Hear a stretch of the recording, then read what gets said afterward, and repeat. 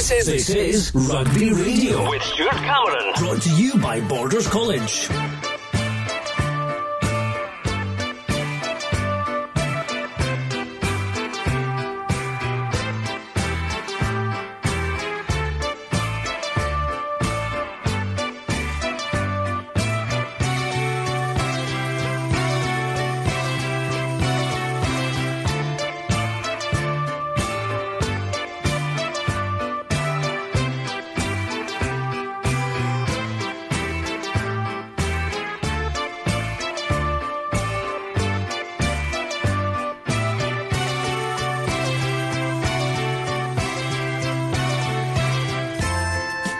Well, hello, welcome to Rugby Radio, which today is covering the Border League match between Gala and Selkirk, but we're also at the Gytes with Euan Welsh looking after Peebles and Melrose for us, and we'll be coming to him very, very shortly. But we've got Dale Clancy and Robin Purdie with us today for live commentary of this one. We should also say at the start of the programme that we're not firing on all cylinders today. We're in mono, and the signal at the back of the stand is not the greatest, so if we do come and go, we'll send our apologies now, make our excuses, but hopefully, fingers crossed, the elastic band and the chewing gum will work for us a little bit later on. But I've been joined first of all by Robin, and strange but true, this is the first time in over 5 years that these two teams have actually met. Good evening, Stuart. Yeah, it's almost hard to believe that, really, isn't it? There's all of 4 or 5 miles between them in geography, but yeah, I suppose they've been operating in different leagues, and the Border League's been a wee bit fragmented in recent times as they've tried different formats, and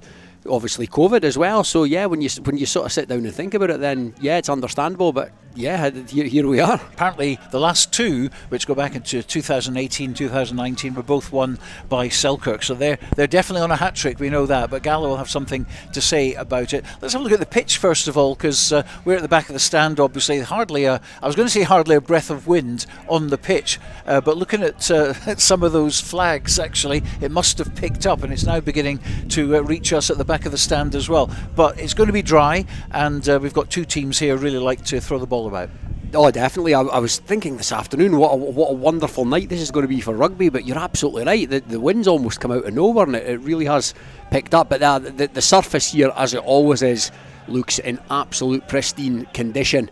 Under the lights as well, of course, always makes for a good occasion. But no, I've said it before about here, I don't think there's many better club rugby pitches in all of Scotland, to be honest. Absolutely. Well, let's have a look at the table as it stands, and right off the bat, let's tell you that there are no bonus points in this competition, just 4 for a win, 2 for a draw, and 1 for an unfulfilled fixture, which is a little bit bizarre, because you could in fact get more points by not turning up than you would if you played a game and lost.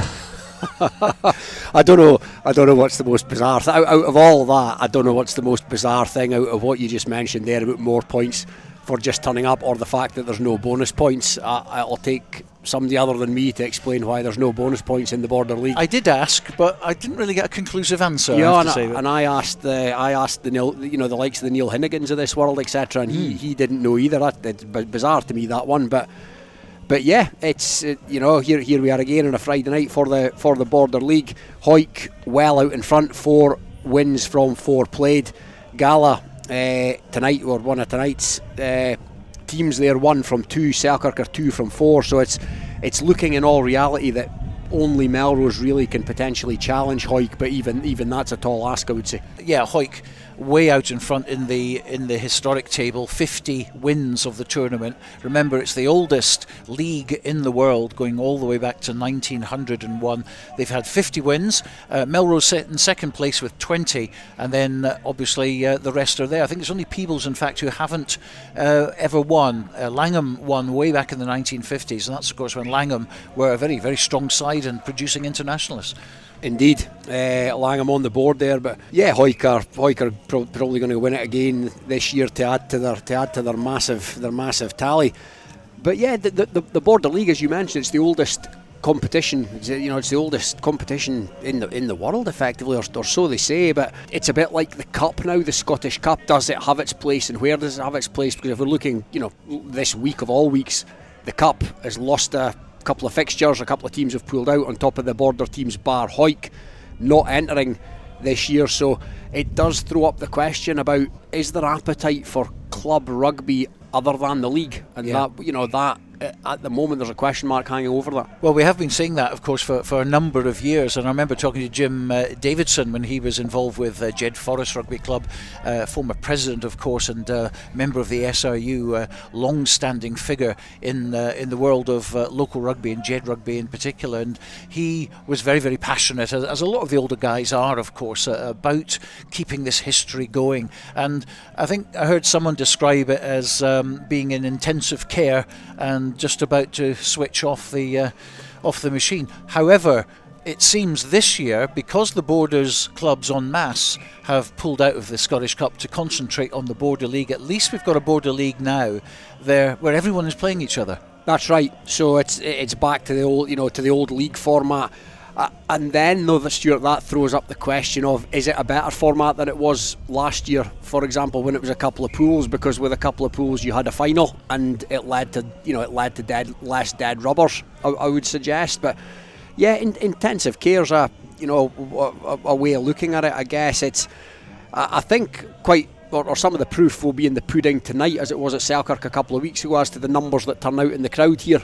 Tonight we'll know more about that in about 25 minutes time, but I did, if I'm being candidly honest, feel a couple of weeks ago at Selkirk there might have been a bigger crowd there for what was a great night for rugby, perfect conditions. Again, Melrose coming to town, I thought there'd be a few more bodies there. Yeah, and it is interesting as well, because this is the Border League fixture, and you would think, well, Border League, two teams who haven't played each other for over 5 years, that's the ideal recipe on a Friday night under the lights as well. A fairly good evening. It's cold, but it's okay. And if we don't get a crowd tonight, and yet a couple of weeks ago, as you say, we were at Mansfield Park, it was the playoff semi-final, biggest crowd that Hoyk have had for a long, long time, over 1,700 there apparently. Yeah, and it was a great occasion. I think there's a wider conversation to be had, as I mentioned earlier, about does there come a point when everybody in the club game just has to accept that when it gets sort of post-February time, there's no appetite for anything other than the league and the playoffs that stem from the league, and fitting everything in as well. Fitting everything in, because there's the district track championship, and that's great, absolutely.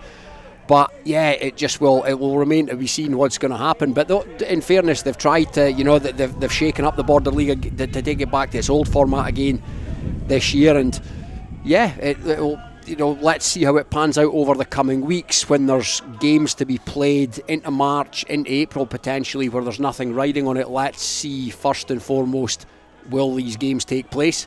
And secondly, what kind of crowds will turn out? Yeah, well, that remains to be seen, as you so rightly say. Let's have a break there, because earlier on I spoke with Sesh Henderson, the head coach of Selkirk, and also Euan Robbie, a member of the coaching staff, of course, at Gala. Well, Euan Robbie at the back of the stand now. It's a bit of a chilly night tonight, isn't it, Euan? My goodness me. Just a bit. It's almost as cold as the back of Mansfield Park, but not quite sure if that is the case or not. But good to see you anyway. It's been a while. In fact, the first time that I've been able to talk to you representing Gala, because obviously you were an ex-Selkirk as well. So split loyalties tonight, maybe?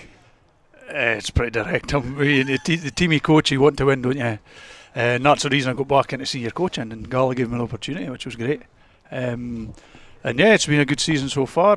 We've got some real momentum going before Christmas. We were playing some great rugby, and then just normal club rugby, just kind of different things happen. People go home for Christmas, things like that, and then getting that kick started again. It wasn't a help with games being called off in the weather, but no, there's a lot of potential in this club. There is. It's interesting because, Ayr obviously ran away with the whole thing, which was inevitable, but below that it was really tight. And as you mentioned, there were times when I think you and Melrose were just 1 point apart, and there was about 3 teams above and 3 teams below, and there was about 3 points separating everybody. So it really was very, very tight. But this is a rebuilding year for Gala, isn't it?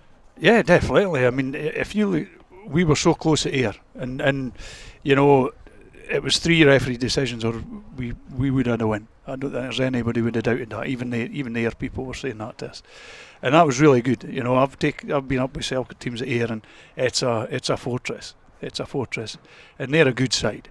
They are a good side, and we did really, really well against them. Same against like GHA, who finished second. We beat them. We beat them away, and it's just a lot of the difference there. You look at Selkirk, and any team in the Premiership, you can recruit.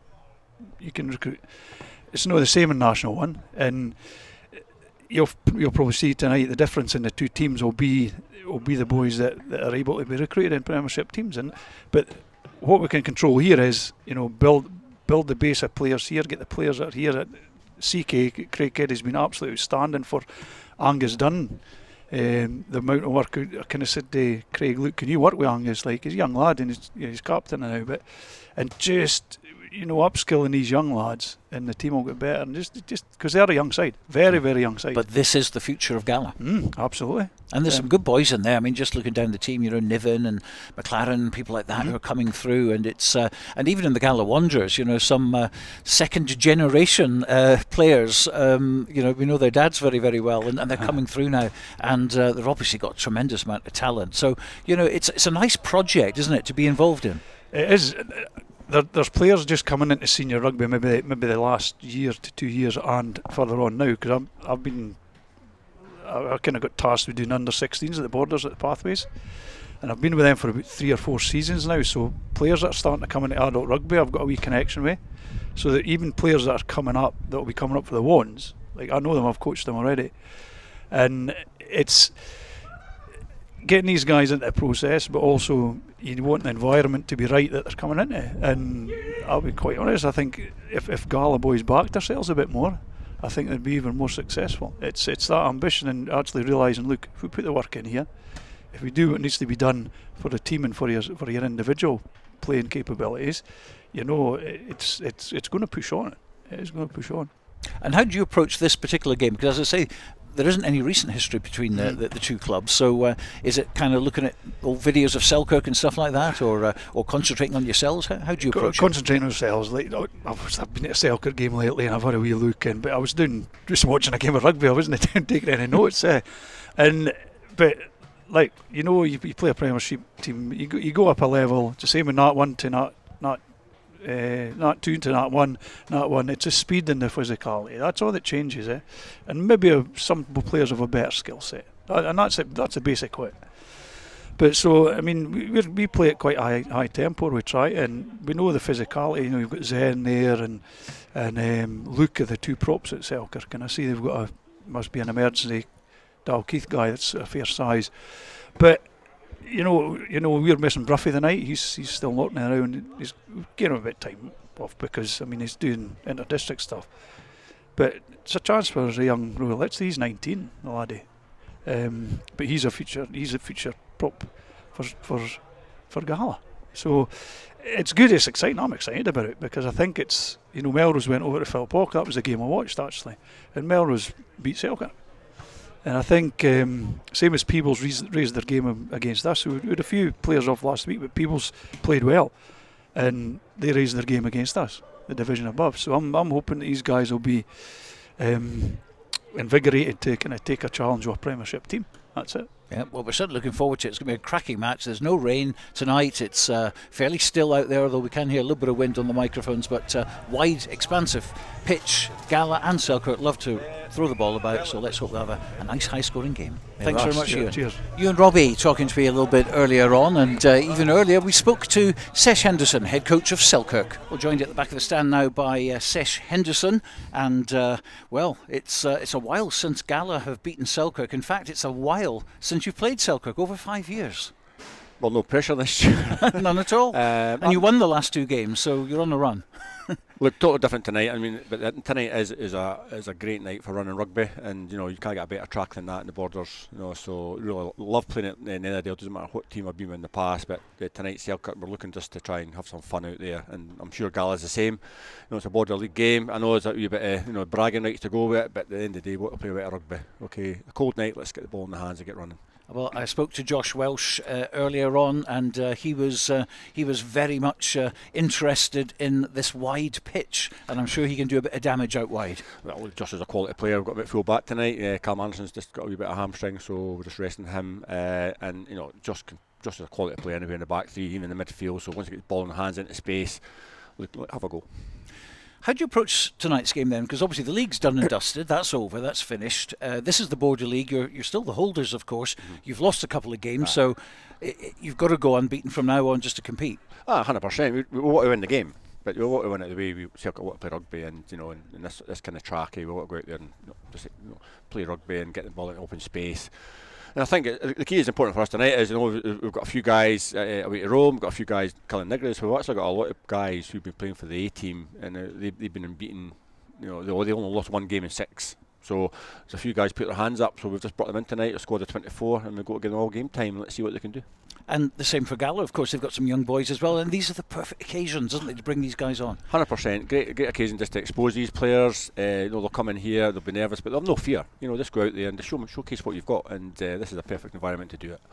Now, of course, your form on the road has always been better than your form at home. And I remember talking to Scott White about this a couple of years ago, and you'd almost apply the same, not to that extent, obviously, but what is it about Selkirk on the road? Well, if you had the answer to that, then please tell me.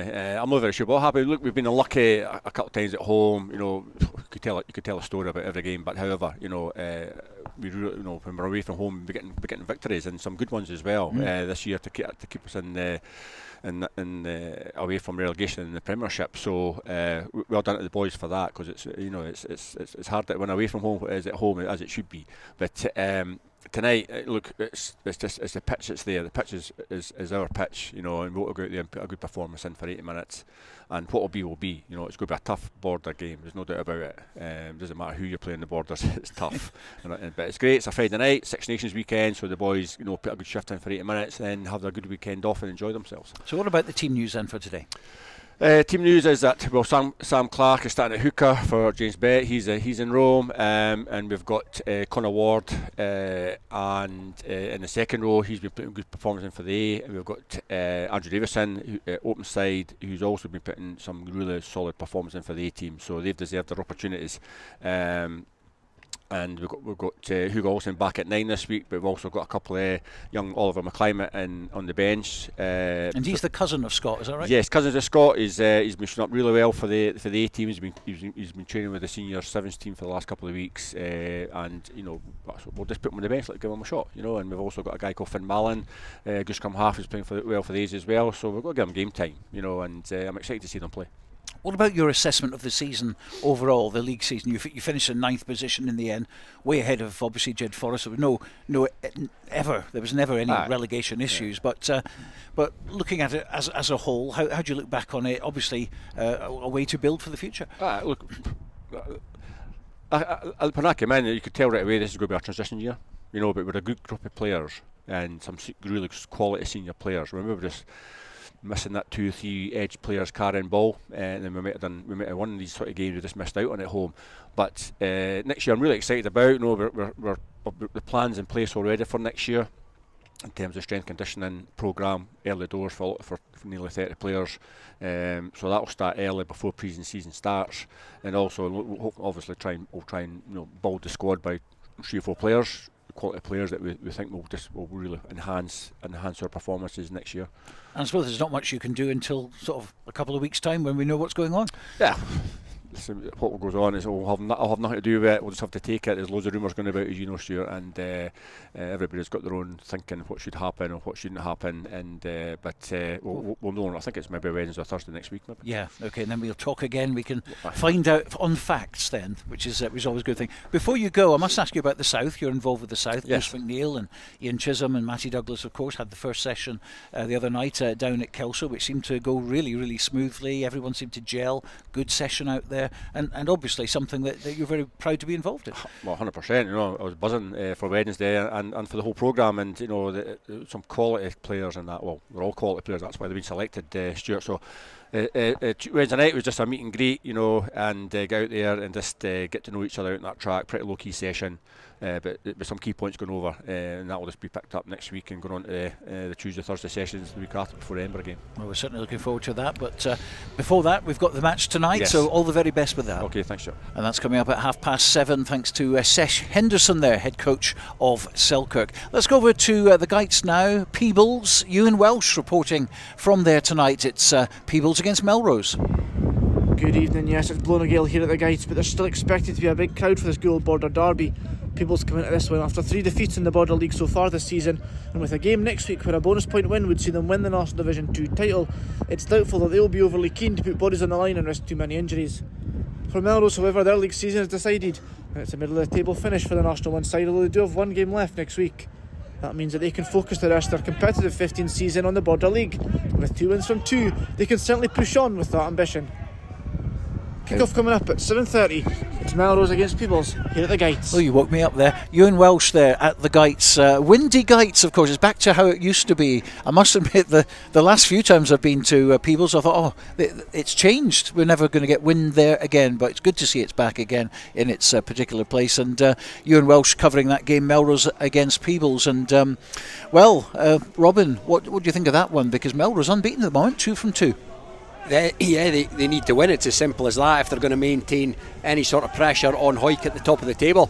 Peebles got a pretty strong team out tonight. Both teams are looking reasonably strong. Peebles very nearly, or came pretty close to an upset against Melrose in this competition last season, I seem to recall. And 29-26. Yeah, and I think they'll have their eye on a wee upset tonight, Stuart. Yeah, it could be. And of course we've also seen Melrose do the same that they want to do tonight at Peebles with Selkirk. Of course they got over the line there, and that was one that we covered, and it was a game where it all came down to the kicks. Yeah, it all came down to kicks. No successful kicks on the evening for Selkirk, 4 tries apiece. And yeah, it could be similar. Could be a similar state of play tonight. But yeah, Melrose did pretty well against Premier opposition on that night. It was a fairly close thing. Melrose, would consider themselves to be a team towards the upper echelons of National 1, whereas Selkirk, as we know, finished second, bottom of the pile. So there wasn't that much between them. But yeah, they managed to get over the line, and they'll be, as I mentioned, looking to maintain a run in this competition tonight. Ian Chisholm, of course, heading back to Peebles, and it's almost like the Sorcerer's Apprentice, isn't it? Well, mate, possibly, yeah. Peebles Ultras potentially be giving Ian some tonight, perhaps. Excellent. Well, we'll be returning to Euan a little bit later on, but after the break, a bit of music for you, and then the big build-up to this game, which is Gala against Selkirk. Good evening, yes, This is Rugby Radio. Rugby Radio. Borders College is your local community college with qualifications recognised and valued by employers. To find out more, visit borderscollege.ac.uk today. Borders College, regionally focused, globally engaged. Based in Galashiels but covering the whole region and beyond, Borders Mortgage Hub is your one-stop shop for all things mortgage related in the Borders. Visit us at bordersmortgagehub.com or call us on 01896 807 008. That's 01896 807 008. Borders Mortgage Hub. Mortgages for the Borders in the Borders. Borders water, Borders barley and Borders people. That's what makes the Borders Distillery. Working exclusively with local farmers, the Borders Distillery is bringing whiskey making back to the region. Our award-winning distillery is open to everyone, where you can meet the people behind the scenes, explore our wash house and shop quality local products. Tour your local distillery and discover the spirit of the Borders. Full details at thebordersdistillery.com. Always enjoy our spirit responsibly. Under 18s must be accompanied by an adult when visiting the Borders Distillery. Your pet deserves the best, and that's why your pet deserves the care and treatment offered by Border Vets. We focus on delivering the very best care to each and every one of our patients and clients. We get to know you and your pet and offer treatments tailored to every animal's individual needs, from our conveniently located surgeries in Galashiels, Selkirk and Earlston. Ask about our Pet Health Club for your cat or dog, giving you peace of mind by spreading the cost of vaccinations, regular checks and more. From dental care to travelling abroad and the whole range of veterinary services, bordervets.co.uk is where you'll find everything you need to know. Border Vets, where your pets are part of our family. This is Rugby Radio, brought to you by Borders College.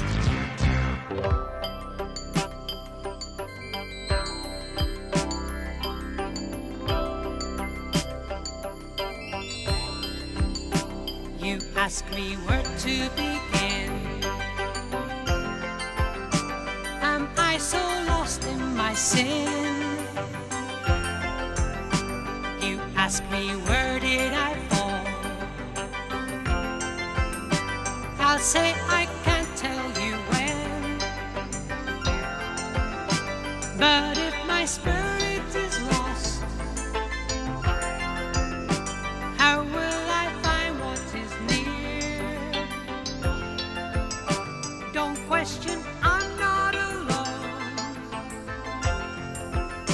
Somehow I'll find my way home.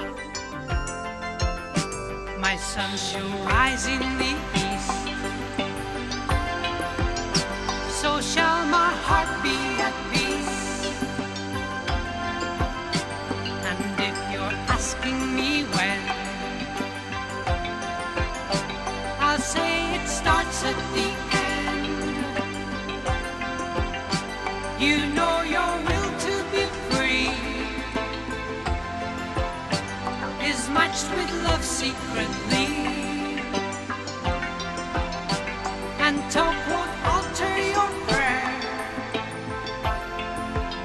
Somehow you find you are there. Your friend is close by your side and speaks in far ancient tongue. A season's wish will come true. All seasons begin with you. One world we all come from, one world we melt into one. Just hold my hand and we're there. Somehow we're going somewhere. Somehow we're going somewhere.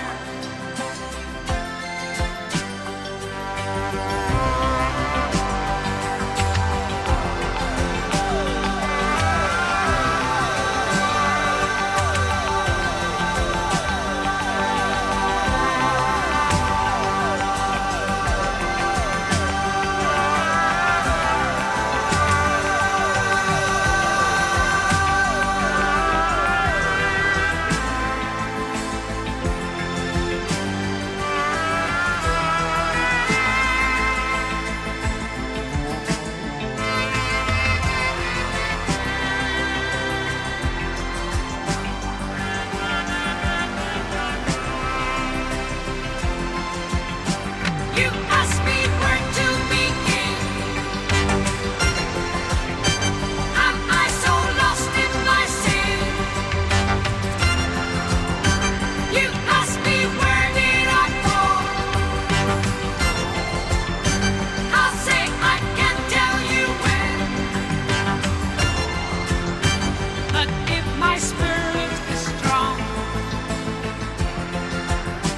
I know it can't be long. No questions, I'm not alone. Somehow I'll find my way home. Somehow I'll find my way home. Somehow I'll find my way home. Somehow I'll find my way home.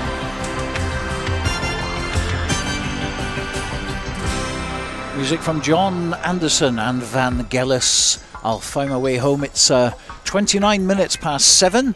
We're coming to you live from Netherdale this evening. We're just about to see the teams come out onto the pitch. Gala against Selkirk. The two teams haven't played each other for over 5 years. Let's join our commentary team.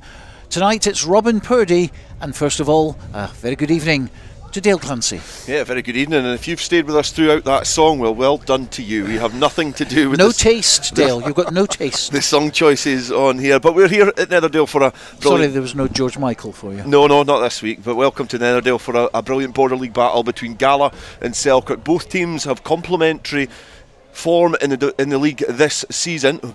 Selkirk are sitting in third at the moment, played 4, they've won 2 and lost 2, where Gala, they've only played 2. Their win against Peebles the other weekend, and they've already suffered defeat so far. So both teams got little to play for, and you can see that in the reflection of the starting lineups and the players on the bench for either side. They've mixed and shuffled and tried to field two strong teams that are going to certainly lock horns this evening. So the home side are going to start with Russell Kerr at fullback, Gregor Collins and Ben Gill on the wings. Daniel Nicholson and John Turnbull are the centre pairing, with Eddie Ayer and Scott Peppers at half-backs. Rory Litster and Richie Todd and Kel Scott make up the front row, with Doug Weir, Robbie Irvin in the middle row. Angus Dunn will captain from number 6 alongside Liam Scott and Craig Keddy. Selkirk just making their way onto the field of play just now. We're going to line up with Josh Welsh at full-back, with Finlay Whelans and Blake Cullen on the wings. Ross Nixon and Lachlan Ferguson are a new centre partnership for Selkirk, with Hugo Alderson partnering Aaron McComb at half-back. The front row of Luke Petty, who's back at his familiar stomping ground alongside Zen Shafajak. And it's a first start for Sam Clark at hooker. Callum Turnbull and Connor Ward are in the middle row, with Liam Cassidy, Kieran Westlake and Andrew Davidson making up the back row, the latter of which, starting at number 7, is making his debut for the Sooters. A lot of replacements on the bench for either side, both fielding 24 players in the match day squad. So there's certainly going to be a lot of chops and changes throughout this evening's fixture, which is going to be officiated by Darren Fisher. So alongside me, with the hand warmers firmly in the pocket, is Robin Purdie, and it's an interesting game because obviously in the terms of the Border League, not a lot to play for either side because of the form of Hawick and obviously the defeat that Selkirk suffered against Melrose, but it's obviously a game that neither side will want to be losing.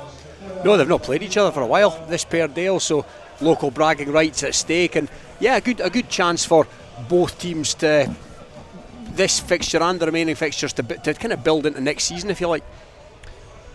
Darren Fisher makes his way into the middle of the field and just hikes up his shots for one last time. A big outstretched arm for the thumb to signal that he is ready to get the match underway, and so is Scott Peffers, because right-footed kick gets us underway here at Netherdale in this Border League clash between Gala and Selkirk, and it's kicked deep into the Selkirk 22 initially, well gathered.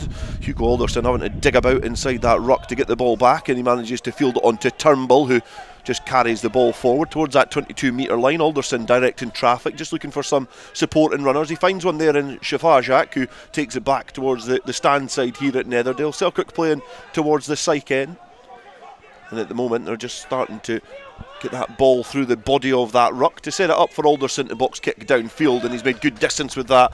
A solid start there from Selkirk, who could secure the ball, but good pressure from Gala. Yeah, it was good early box kick by Alderson into what is a pretty strong breeze now. He'll be looking to stamp his authority or his mark on this game early on. Accomplished goal kicker, but missed 4 from 4 in the most recent Border League game against Melrose, so be looking at a tone for that tonight. Throw into the line out. Richie Todd throws, and it's been spilt over the back, and the bobbling ball eventually almost ends up on a Selkirk side, but there's been a little fumble in there from Gala, a little knock on just shy of the Selkirk 10 metre line, so it's going to be a first chance for both scrums to lock horns. And when you look at it, Luke Petty and certainly Zen Shafajak in the front row for Selkirk alongside Sam Clark against a relatively, a slightly different shaped Gala front row in the form of Lister, Todd and Scott. Yeah, a couple of experienced props on either side of young Sam Clark, who's making his first start for Selkirk tonight, I believe. So, yeah, first scrum always interesting to see. That was a bold first line out in windy conditions like this, right to the tail. Yeah, it was certainly a challenging initial first line out there. And it's a solid first scrum, and Selkirk have certainly got the upper hand. Westlake looking to offload in the back row, just sniffing about that loose passage of play there from Selkirk as they look to try and keep the ball alive. And again, they're ready to just snaffle any opportunity was the back row of Dunn and Scott, and now linking up on this side, it's the aforementioned Liam Scott charging forward, always a willing runner. Now Keddy back at his hometown club after a spell with Boroughmuir Bears in the semi-pro ranks of the Super Series. Peffers offloading the ball there and finds Kyle Scott charging on it.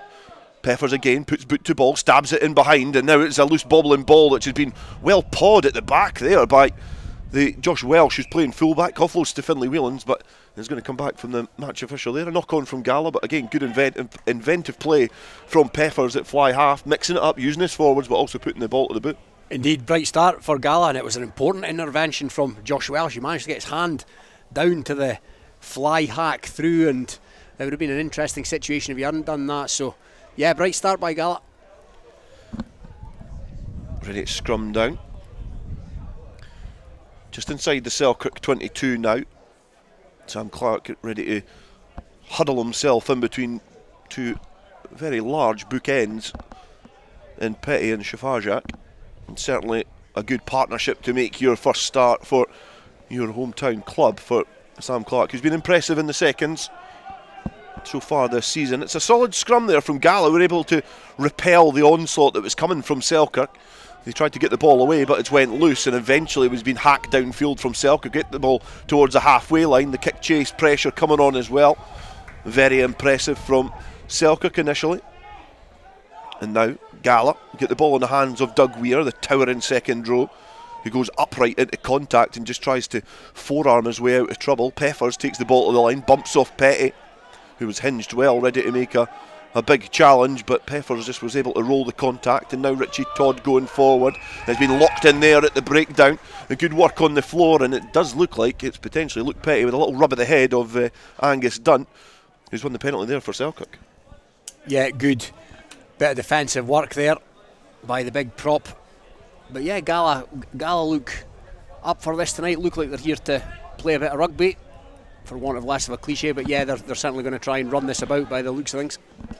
Kick downfield, and it's again another challenge in throwing the line out, and obviously Sam Clark making his first start, and you know the coaches have to be mindful the pressure of not only having your first start, but these conditions at the moment, a swirling wind here at Netherdale. It's chopping and changing, but that's going to add some pressure to the young hooker as he lines up just shy of the Gala 22 here in the shadows of the Netherdale stand. Ball above his head, he finds Cassidy, who's risen highest. The ball was staying in the nucleus of that driving maul, but it did detach, and the referee spotted that. The swinging arms are indicating that it's going to be a penalty to Gala, and a bit clumsy there from Selkirk at that maul, but again indicating perhaps some of the changes that have come about in both squads. Yeah, definitely a bit inaccurate at line out time there for Selkirk, a bit loose, and that will James Head the line out coach at Selkirk will be absolutely spitting about that. Peppers stabs the ball downfield from the penalty, makes good distance as well. His assistant referee raises her flag just over the halfway line now. Richie Todd making his way over to the touch line, a reduced line out, a shortened line out here for Gala. Todd's looking again. The pod's located at the back here. It's starting to move forward. A little jump from Keddy, but again some movement in that line out. It's effective this time as they come towards the front, and the carry forward there from Robbie Irvin, who takes the ball at first receiver. Gala now getting the ball through the hands again. It's his second row partner Doug Weir now charging forward. The ball filtered back from Ayer over to the 10-metre line. Now 15 metres in from that faraway touchline here at Netherdale. Gala doing well to protect that ball. Another charge forward from Craig Keddy this time. Ayer's trying hard to get the ball back on the Gala side, and that's two stooping passes he's put in, but Peppers found some space, and also he certainly had his shreddies this morning because he's absolutely hooked that off the field of play. It would have been a really testing kick as well. There was nobody in the backfield there, but it's going to come back for a throw into the line out for Selkirk just inside their own half.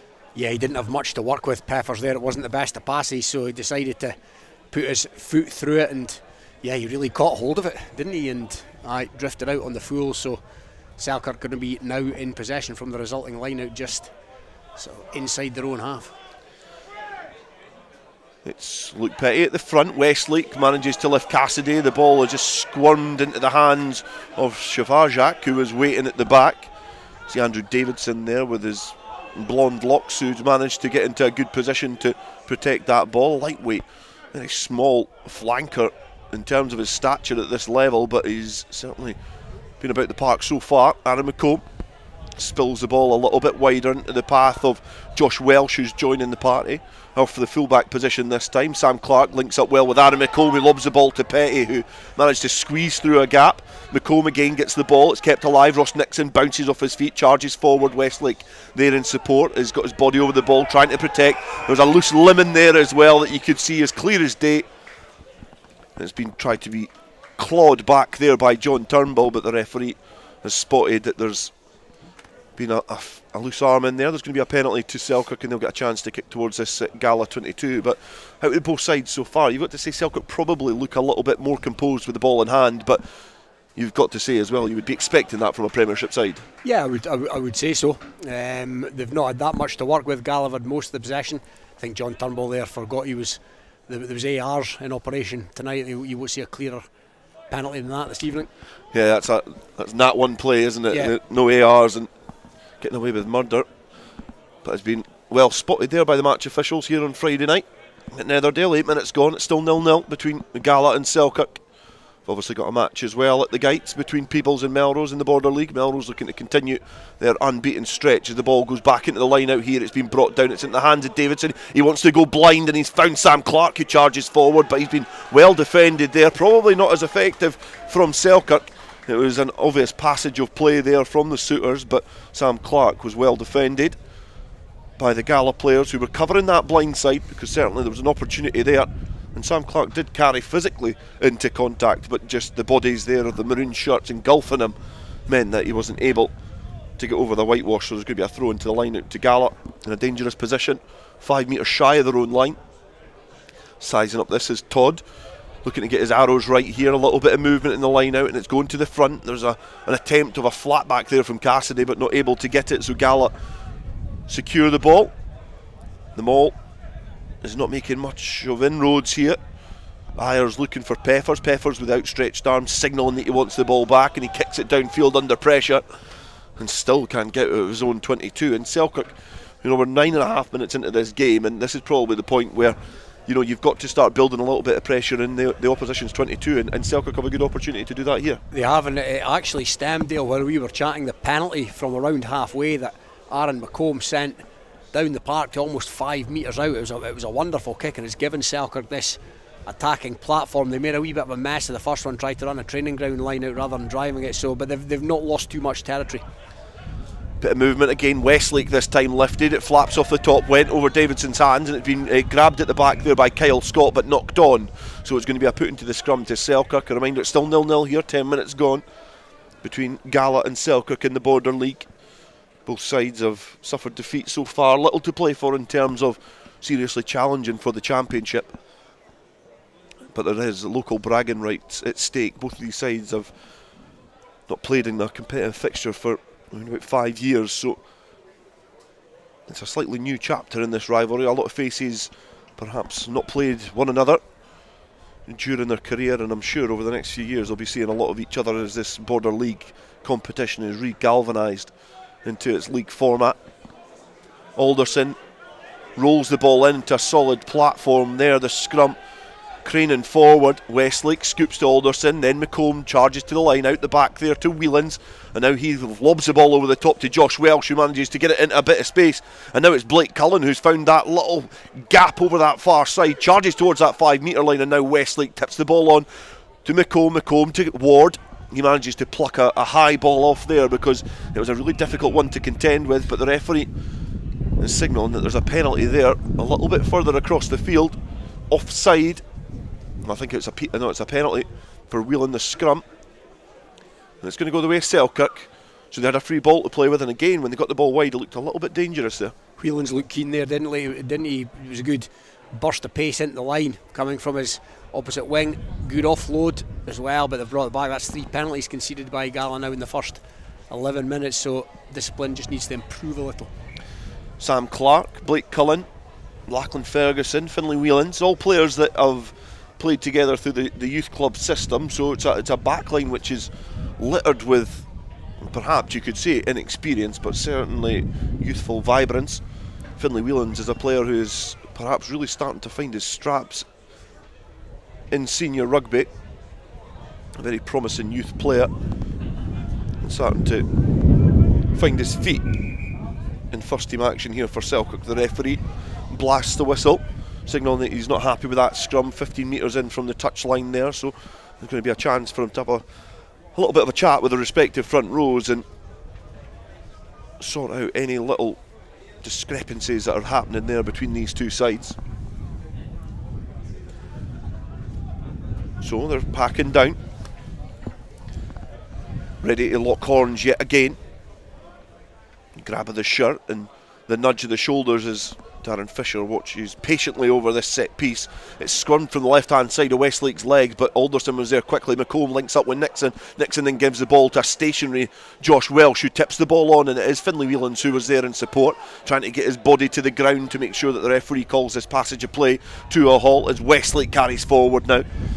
Another ex-Boroughmuir Bear, I'll know Craig Keddy very well, as McComb goes to the blind side. Welsh is wrapped up, he's then lifted so he can't get his knees to the ground. Craig Keddy just jumps on the tackle there just to suffocate the ball. A few bodies pile in, but I don't think this ball is going to come back whatsoever. They're trying to drive it over that try line to perhaps result in a goal line dropout, but it is going to be a scrum, and it's an opportunity for Gala to perhaps clear their lines. But 13 and a half minutes gone here at Netherdale. It's still currently Gala 0, Selkirk 0. Let's go to the Gytes and Euan Welsh. Coming up to 10 minutes played here at the Gytes, and it's Melrose who lead Peebles by 5 points to 0 after a Kieran Clark try. Most of the ball so far has been played in the Peebles half, but have done well to manage a storm for the opening 10 minutes, but eventually Melrose got through, and it's Kieran Clark that runs in for the opening score as Melrose lead here at the Gytes 5 points to 0. Low scoring evening on Friday night here on Rugby Radio Live. Gala 0, Selkirk 0. The orange illuminated clock at the Sykes end here signals that we played 14 minutes and it's 0-0, and there's going to be a free kick from that scrum. And I think looking at the lineups with all the changes, you perhaps got a reflection that it was going to be one of those games that was going to be a little bit stop-start. Peppers has just kicked the ball downfield, and it's stayed in the field of play as well, but that's a huge kick. But Josh Welsh has gathered and filters the ball to Lachlan Ferguson. Now he's a player who's perhaps not hit his straps as well as the likes of Finlay Whelans, who's just knocked the ball forward. The bobbling ball just evades Dan Nicholson, who tried to gather. Now Ayer's got some space to work into. The ball scooped out, and now it's Ben Gill. He breaks the first challenge, then fends the second, and then he's charged back by Aaron McComb, who dumps his fellow South squad member to the ground, and pretty aggressively as well. Now into the hands of Robbie Irvin. Peppers gives the ball to John Turnbull, and that's a great pass there that has found Gregor Collins just scampering into some space, but the referee brings it back for a forward pass. It looked brilliant from where I was sitting, but the referee certainly not happy with that little passage of play, and Lachlan Ferguson's going to be getting a bit of treatment as well. But Gala, an opportunity there to counter sloppy play from Selkirk. Yeah, it was. Selkirk have allowed Gala to go from their own 5 metre line effectively at first. It was the massive punt, another huge kick by Scott Peppers. But yeah, some slick play by Gala. They, with the ball that they've had, they've maybe been a wee bit less composed, but they've probably looked a wee bit sharper than Selkirk. There's a little break in play here as both sides gather their thoughts, but it's probably a good opportunity to look at these two squads. And you look at players like, say, Craig Keddy and Ryan Cottrell, and not to play devil's advocate here, but certainly two players that have came down from the semi-professional ranks back at their hometown squads. I certainly don't think that there's any health and safety aspects here to worry about. Both quality players, and Craig Keddy's been playing in National 1, so obviously the things that are coming over the horizon with Super Series, as we've said before, players will find their own habitat. Oh, absolutely, and I don't buy into the argument that that lots of Stirling Wolves players will go to the club team and play away down the divisions, or Boroughmuir are even better example. The further down the pyramid. I just don't think it'll happen. There might be a couple, there might be 2 or 3, but I don't see it being en masse. And as you say, I think the players will find a home, whether it's at the Curries or whether it's at the the Edinbrackies or wherever they end up going. So no, I don't have that concern, Dale, to be honest. Now it's going to be an interesting few weeks ahead in Scottish Club Rugby. We'll obviously be covering it as it progresses through the various stages and the various discussions. But back here in the Border League, it's still Gala 0, Selkirk 0. Last we heard from the Gytes, it was Peebles 0, Melrose 5. Melrose getting the first try in that game in what was a tight encounter last year in a rain-soaked Gytes. Westlake picks the ball up from the back of the scrum and fires the ball into Ross Nixon, who just charges forward. He's been challenged relatively high. The referee signalling that he wasn't happy with that challenge as McComb gets the ball to Cottrell, and Cottrell's found the first bit of space. It's a great offload to Josh Welsh. He's got support either side. One of them's Alderson, but he's got a couple of players hounding down on him. One of them is Ben Gill, and inside was Liam Scott as well, who was just tracking on that inside shoulder, just breathing down the neck of the Selkirk attackers, who were sniffing an opportunity there of a try, but they've managed to get their way back into the Gala 22. McComb playing scrum half now, finds Shafarjak, signals exactly where he wants him to go. He tucks and he cuddles the ball, and he makes sure it's going to come back on a Selkirk side. Alderson's recycled himself well, manages to get the ball to Sam Clark, who's having an industrious start to this game. McComb out the back door to Josh Welsh. He's gone through some space, he's thrown the dummy. He was just not able to relieve himself of that last challenge. Keeps the ball alive. Nixon to McComb. McComb tried to find Blake Cullen, who was hugging the wing, but it's just been fumbled forward. And another opportunity passes him by, and I was alongside Stuart Cameron when Selkirk played Melrose a couple of weeks ago against Melrose at Philip Hawke, and there was various occasions where Selkirk looked dangerous and looked composed, but it's just that killer instinct from this side that is perhaps missing them somewhat. Yeah, that's as gilt-edged the chance as you're likely to see. That was an open goal, Dale, and they've blown it, but it was wonderful play all in to go from their own 22. There was a penalty coming, so they had advantage, and just that wee bit of class from the man that's came on, the substitute, ex-Southern Knight.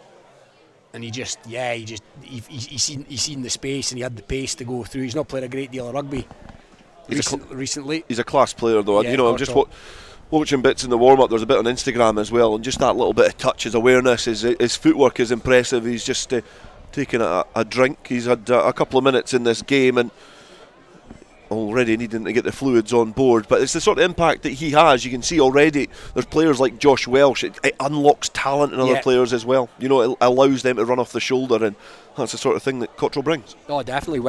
And Welsh has been involved in all of the good work there, which has stemmed from Cottrell. So yeah, Selkirk will be happy to see him back in the white jersey this evening, but normally the navy jersey. First time I think I've ever seen a full back line with their socks down.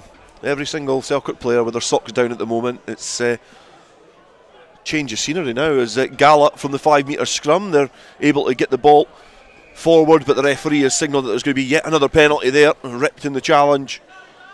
I think it was young Andrew Davidson making his debut for Selkirk, guilty of infringing there, so it gives an opportunity for Gala to kick downfield.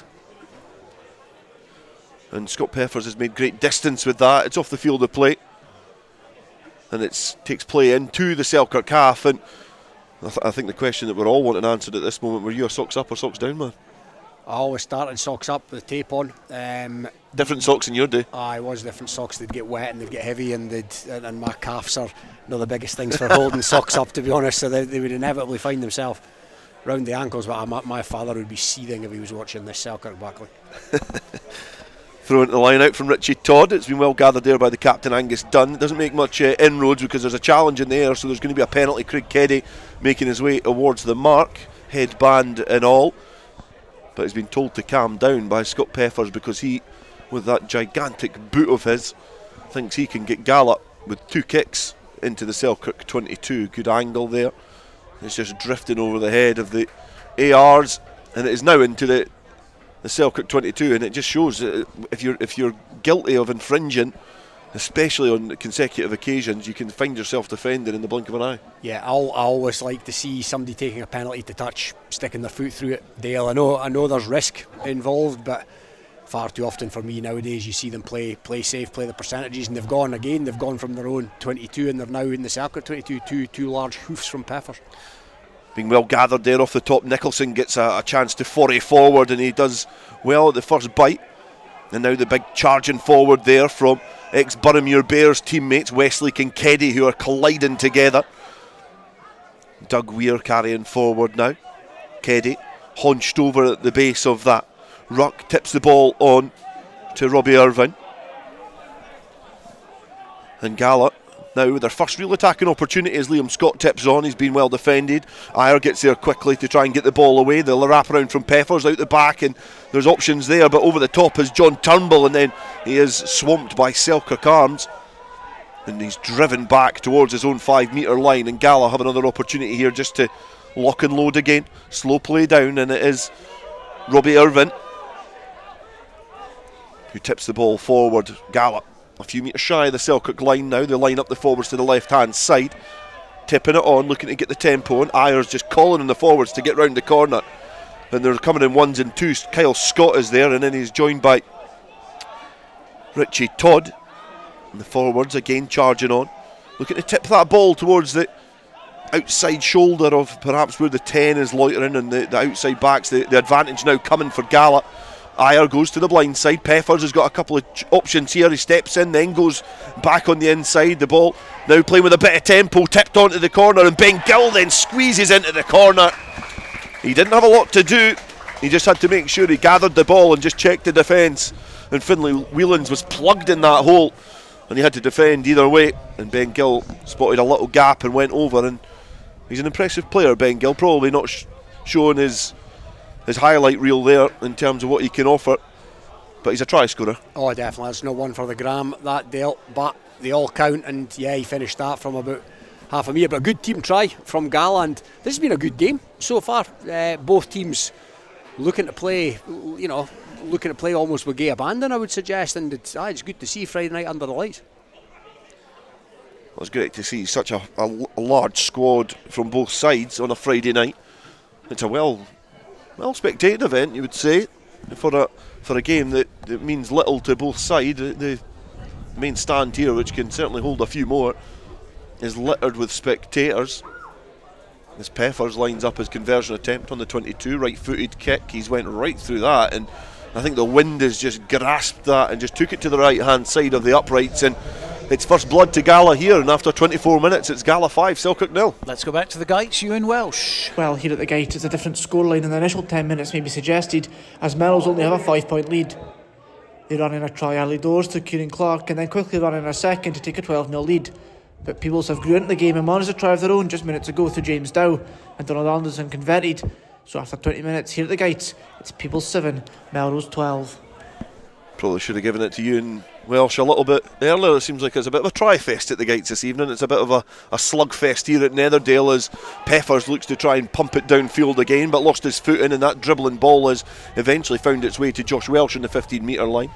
And then it's passed to McComb, back in field. Cottrell breaks the challenge and lures a couple of defenders on, and again some sloppy handling there from Selkirk. The ball's just coughed forwards yet again, and that'll be frustrating the life out of the Selkirk coaching staff. You can see them gesturing on the sidelines, outstretched arms, deep in conversation, and the frustration will be building on that in that dugout, because they're coming into this game, and especially looking at the lineups as well, they do start this one as favourites. You'd have to say they would share it with the bookies. They'll get by virtue of the fact, if nothing else, that they're a Premiership team. But yeah, Gala giving as good as they've got, so giving as good as they've received so far, you have to say. Yeah, it's been a competitive game here so far between Gala and Selkirk. 25 minutes gone. Gala 5, Selkirk 0 in the Border League. This would tip the scales for either side. Both sides have lost as many as they've won. Gala won 1, lost 1. Selkirk won 2, lost 2. Most recently against Melrose at Philippoch, a game covered by Robin Purdie. Peppers from that scrum just chips the ball over the defensive line, and the ball is taking a great heavy bounce and then just eventually found its way into a Gala hand yet again. The bodies congregate trying to get it back as Keddy carries forward and then commando rolls his way over the 22-metre line. So the fortunate bounce of a ball there from Gala plays into their hands. Now Ben Gill, the only try scorer in this game, carries forward, and now Liam Scott. Again, ball tucked under that right arm of his. Drops the shoulder to try and carry, and then in midfield Dan Nicholson has given a chance to try and use some footwork and just passes the ball to Keddy, outstretched arm as well, just grasping onto the shirt of Luke Petty to try and lay the ball on a platform for his teammates, but it's just been fumbled forward, and Selkirk live to fight another day. You've got to say, if there was another try in this, then the way Selkirk have been playing, the frustrations would start to build a little bit more, because Gala out the two sides look more composed. Oh, definitely. I think there's nothing to lose for Gala here tonight. It's almost a bit of a, you never want to lose at home, of course, but it's a bit of a free hit. They're playing a team from the division above, and if anything, Selkirk, that maybe reflects a wee bit. Selkirk to me look just a wee bit nervy. They won't want to lose to National 1 opponents twice in a row. Yeah, that would be a real blot in the copybook for Selkirk. We did hear Sesh Henderson saying before the game they knew there was a project and a transition year for the Suitors. Obviously plans afoot to strengthen the squad next year, but still a lot of questions to be asked in Scottish Club Rugby, as from that scrum Alderson filters the ball again to Ryan Cottrell, who's having a very active introduction to this game. Davidson's there first, again showing what he brings in terms of work rate and engine. He's there first, ready to try and clear out. He's there second to the next one as well. Gets the ball back for Selkirk. It gives Alderson a chance to box kick downfield over the halfway line. He's left it high, ready to compete. Welsh just dropped a shoulder in there, and then Cottrell just hacks the ball downfield. It stayed in the field of play, and chasing onto this is Ross Nixon, looking to try and corner these Gala players into a blind alley, but Ayer was in the centre of the field. He kicks it downfield, gobbled up there by McComb. He just filters the ball into the hands of Josh Welsh, and now it's 2-on-2. He goes back inside, beats the first defender, then tries to offload. Anna McComb does well to gather the ball, floats the ball over the top to Finlay Whelans, who dances and weaves his way back infield, away from that dangerous touchline that is probably cost Selkirk a try early on in this game for Sam Clark. The outstretched arms there of Alderson, who's looking to try and protest with the referee to get that penalty. Been filtered away. Westlake out to Nixon. He tries to go through the gap and then free his arms to get that offload in, but not able to as he's been wrapped up by the Gala defence. Hunched over that again is Alderson. He manages to find, this time it looked like it was Josh Welsh who looked to try and get the boot on the ball and dribble it over that goal line, but it's going to come back for the penalty anyway for Selkirk. On the 5 metre line, 50 metres in from the touchline, but again a good opportunity there for Selkirk to reply straight away. Definitely, and the kind of the main men, if you want to call them that, in the back line for Selkirk really starting to hit their straps now. Aaron McComb, good link-up play there with Josh Welsh, but again it all started from that man Cottrell in his own half. He's the danger man. The Selkirk forwards in a little huddle, just having a little conversation about how they're going to approach this line out, what repertoire they're going to unleash on this Gala pack. They've not really tested it with the drive and maul yet. It's maybe something that they'll look to turn to on this occasion. A little bit of movement. It's found Cassidy. It's been brought down. It's centred now, and it's in the hands of Davidson. Filters its way towards the back, and it was charging towards the line. Sam Clark was there ready to put the ball down. Disappointed. He throws the ball towards the turf, but the referee signalled there that there was certainly an infringement at that drive and maul. And I couldn't see what it was, but certainly the referee's in a better position than I. Yeah. Must have been an infringement of some kind in there, right in the mix, the dark arts of it all. But yeah, another chance goes a begging for Selkirk. They won't be coughing up too many because Gala look lively and Gala look like you've got tries in them. So Selkirk will need to just we're not quite talking about stay in the fight as yet, but you know they'll be looking to score next and you know get their way onto the scoreboard if nothing else, because they've had the chances. They definitely have had the chances. Both sides have had good territory in possession. And Gala, more often than not, have been on their own 5 metre line, but Peppers does well to feed the ball off of Craig Keddy and then filtered back into the pocket and lumped downfield. Been well gathered by Whelans, and he gives the ball to Welsh, who's got to jump a couple inches off the ground just to gather that ball, and then he charges forward. He's a big back, a big ball carrier for Selkirk, dangerous player, a bit of a speedster as well, as Turnbull runs into his opposite second row compatriots. Alderson to Westlake. He charges through the first couple of challenges, but again goes to ground initially. Nixon, we've got a couple of options out the back door, not looking to use them on this occasion because he's going to take the ball forward, and he's just wandered through a maze of Gala arms and been engulfed by the Maroons, and he's coughed up another penalty, and it gives a chance for Peppers to load up the rocket and launch it downfield. Yeah, let's see where he puts this one. Where is he? He's in and around his own 10 metre line, but great work there by Angus Dunn, captain's knock. He was in over that ball, and the penalty was always coming there. He was in over it quick and good body position. Gala now, decent chance to look dangerous once again. Okay, let's go back to the Gytes and Euan Welsh. Well, people started slow in this one and let Melrose cross the try line twice in the opening 10 minutes, but they've slowly plugged away, and since Claude scores back to 12 points apiece. It's tries galore, as Dale says, and still around 10 minutes left in this first half. It's Peebles 12, Melrose 12. Peebles searching for a historic first victory against Melrose in 15's action. Never defeated the Melrose side. Between these two sides, who are decorated with Border League trophies. You said that like they beat them all the time at sevens. We beat them a couple of times. No, when I was playing mine. The Gala managing to recycle the ball at the 22 metre line. It's been coughed up in possession. Westlake gathers and then he lumps it downfield to show and exhibit what big boot he's got as well. The bouncing ball almost went over the head of Ben Gill, but he's managed to evade Davidson, and then Shafarjak just launched himself at the knees of the Gala right winger. And he was made to look a bit stupid as well because the turf was quickly starting to arrive in Zen Shafarjak's face as Ben Gill just meandered past the front row forward. Peffers now towards the halfway line. He's tackled well again, and the forwards filtering round. Todd this time, and then into the hands of Russell Kerr. Gives the ball wider to Gregor Collins, who's hugging that touchline, looking to try and exploit any gaps that are left over there by the Sooters. The charge forward now coming from Kyle Scott. Front row have been very active in this game so far. They're getting a lot of work off of their scrum half, but that loose pass has ended up in the hands of Westlake. Now a chance because Whelans has just got the ball from a great pass from Westlake. It's been ripped in contact. The referee has spotted that there's been a knock-on in there, but there was another opportunity for Selkirk to try and counter-attack from some sloppy Gala play, but both sides guilty of the same things, you would say. Yeah, and I think it's leading to quite an exciting game. Dale, to be honest, the scoreline maybe doesn't suggest that at 5-0, but there's been a lot of end-to-end stuff, and that's partly down to the mistakes that are being made, the ball being coughed up and given the opposition kind of broken field from which to try and get down the park.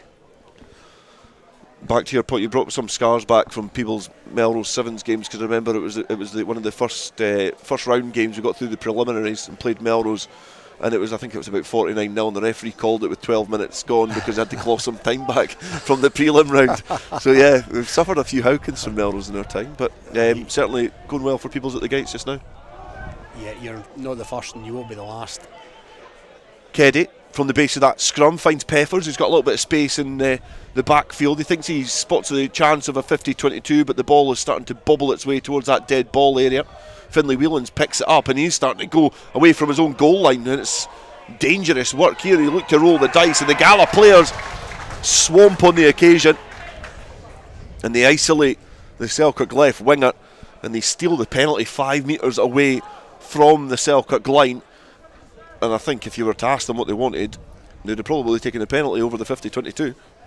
You'd have thought so. And I'm either going to take the scrum here rather than go to the corner. I'm all in favour of players having a crack, Dale, but I possibly would have played or if I was the captain of Selkirk, I'd like to have seen Whelans dot it down there or hoof it off the park rather than try and run out from his own goal line. Especially in such a big goal area here at Netherdale, there was a chance there to see and kind of test the water and then just put it down, but I think he'd already kind of breached that whitewash, and then he only had one way to go, and that was to try and go forward. But from the scrum, 5 metres out, Gala looked to extend their lead. Keddy plucks the ball from the base, charges forward, ducks the head down and almost collides with Aaron McComb, who has been able to tackle the powerful and robust Gala number 8.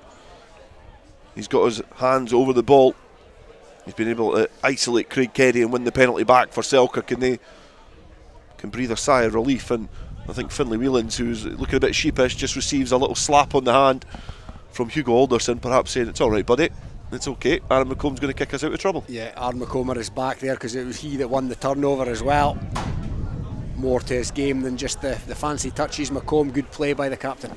Done well to recover as well. Obviously took a sore one in that Melrose game. Yeah, great because that was not pleasant to see, Dale, to be honest. It was, I think he was okay the following day, but yeah, good to see the medical team taking all the precautions, but you just don't know when you see just, at that point in time just how bad it is, and it didn't look that great. Line out now. Clark, who's thrown relatively well in this game, almost managed to find his own player, but has been flapped forward from Gala. And the ball presented back. Keddy with his left foot in there. He's just in an offside position, trying to perhaps test the patience of the match official.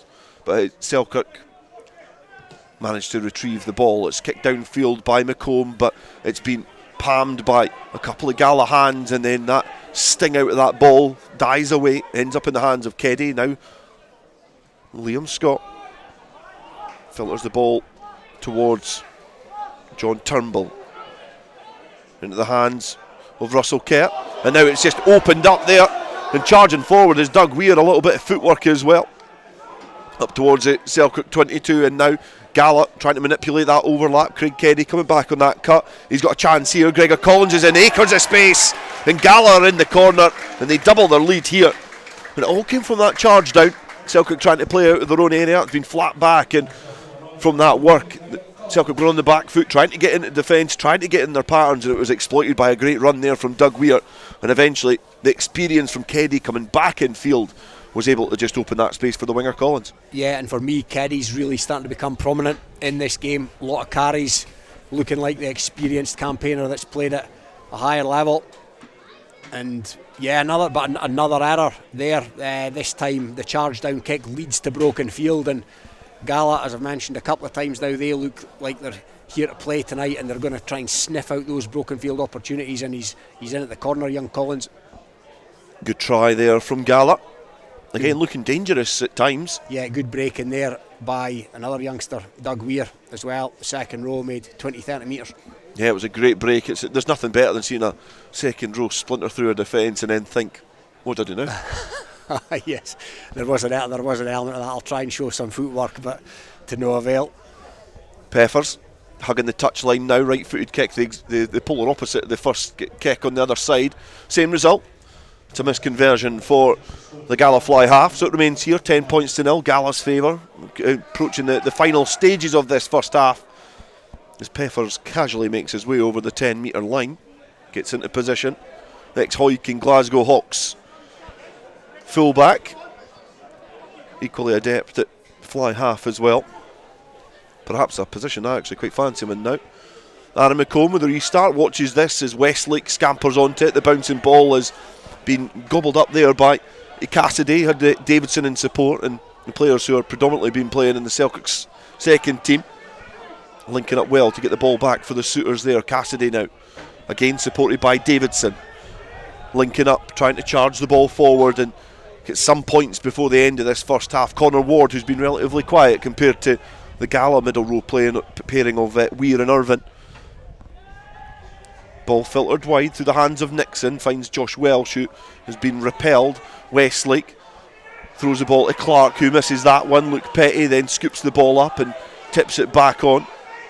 Selkirk managed to keep the ball, but they've relinquished a little bit of territory, which has just been perhaps stolen back there by Shafarjak. Petty acting as the pivot, finds McComb, and then he filters the ball to Ross Nixon. He puts boot to ball and gives his wingers something to chase, and that awkward bouncing ball was pretty effective there, and it pins Gala inside of their own 22, and it does look like on that far side, perhaps, is that Josh Welsh down? He's down. Possibly, yes. I think it is. Dale Selkirk won't want to lose him, that's for sure, but yeah, decent play there by Nixon, using experience, not much on, so he's stuck it down towards the corner, put a wee bit of pressure on the Gala line, which has, in fairness, functioned pretty well so far this evening. But yeah, they won't want to lose Welsh. They've already lost Lachlan Ferguson. He's had a terrible run of injuries, unfortunately, the youngster. And it's a shame to see for Lachlan Ferguson, because I know bursting onto the scene, obviously didn't see a lot of him in terms of semi-junior rugby too often because of his commitments to his school at the time. But obviously he's a player who has suffered a lot of injury in the adult game, and a player with a lot of potential. Yeah, bit like Whelan's. Whelan's played a bit more, but he's been beset by injuries as well after showing a lot of promise coming through from Selkirk Youth Club. And yeah, just a case of these young players just growing into adult rugby, but that's not going to happen with the amount of injuries, sadly. Like Josh Welsh, if Selkirk are going to get back into this, they need they really need the Josh Welshes and the Aaron McCombs to do their thing. And there's an element of balancing duties for the South as well, because obviously Welsh and McComb are two of the players certainly in the South squad for the upcoming Inter-District Championship, and it does play on players' minds. It doesn't matter what they say. It does kind of rest on the minds that you do not want to get injured and you do not want to miss that opportunity to represent your district. Oh no, for sure, it's on the horizon, absolutely. But of course, you need to keep yourself match fit as well. But Josh Welsh, he's departed the scene over on that far side, sadly. So blow for him, blow for Selkirk, and potentially blow for the South, as you say. Yeah, it's going to be a debut there for Oliver McClyman, cousin of Scott and William McClyman. Scott, the current club captain of Selkirk. Farming out in the Yarrow Valley, and from that line out, which was a throw into Gala, has came back for Selkirk. Charge forward there from Connor Ward. Alderson over that ball, looking to try and get it back, but again Darren Fisher signalling the penalty there, and the penalty count, because I know you are counting it, must be pretty high for both sides. It's been a bit stop-start this game. I make it 6 against Gala and 5 against Selkirk Dale. as they hoof it off the park for half time. But I have to say I've enjoyed that half rugby. The scoreline would suggest it's not been a classic at 10 points to 0, but there's been some decent stuff played. Some, a lot of which has stemmed from errors, admittedly. The Gala team all trudge off together. It's like a maroon blanket leaving the field of play here at Netherdale as the Selkirk players take a more casual approach and swagger off, and they talk and chat in their ones and twos and dissect that first half to see what went so wrong for the suitors as they've all made the short trip from Philippock to Netherdale. But it's been a good start for Gala here. They're looking for their third victory in the Border League. A try from Ben Gill after 23 minutes, and then a final one from Gregor Collins after some good work from Craig Kenny means that at half-time here in the Border League, it's Gala 10, Selkirk 0. Thank you to Robin and Dale. We'll be returning to them for second half coverage very shortly, but it's half time at the Gytes and we can go over there now. It's Peebles against Melrose, and waiting for us is Euan Welsh. Well, Melrose raced an early 12-0 lead here with 2 tries before letting Peebles answer back with 2 scores of their own. The pair have then battled out for most of the rest of the first half, but Hutchison penalty in 37 minutes gives Melrose a slender lead at the break. Peebles, of course, chasing a first ever win against Melrose, whilst Melrose will be looking for a win which would see them 3 wins from 3 in this season's Border League. Half-time score, it's Melrose who lead 15 points to 12. This is Rugby Radio. Rugby Radio. If you're looking to develop or hone your green skills, look no further than Borders College, your local community college. Visit borderscollege.ac.uk today. Borders College, regionally focused, globally engaged. Based in Gala Shields but covering the whole region and beyond, Borders Mortgage Hub is your one-stop shop for all things mortgage related in the Borders. Visit us at bordersmortgagehub.com or call us on 01896 807 008. That's 01896 807 008. Borders Mortgage Hub. Mortgages for the Borders in the Borders. Borders water, Borders barley and Borders people. That's what makes the Borders Distillery. Working exclusively with local farmers, the Borders Distillery is bringing whisky making back to the region. Our award-winning distillery is open to everyone, where you can meet the people behind the scenes, explore our wash house and shop quality local products. Tour your local distillery and discover the spirit of the Borders. Full details at thebordersdistillery.com. Always enjoy our spirit responsibly. Under 18s must be accompanied by an adult when visiting the Borders Distillery. Your pet deserves the best, and that's why your pet deserves the care and treatment offered by Border Vets. We focus on delivering the very best care to each and every one of our patients and clients. We get to know you and your pet and offer treatments tailored to every animal's individual needs, from our conveniently located surgeries in Gala Shields, Selkirk and Earlston. Ask about our Pet Health Club for your cat or dog, giving you peace of mind by spreading the cost of vaccinations, regular checks and more. From dental care to travelling abroad and the whole range of veterinary services, bordervets.co.uk is where you'll find everything you need to know. Border Vets, where your pets are part of our family. This is Rugby Radio, brought to you by Borders College.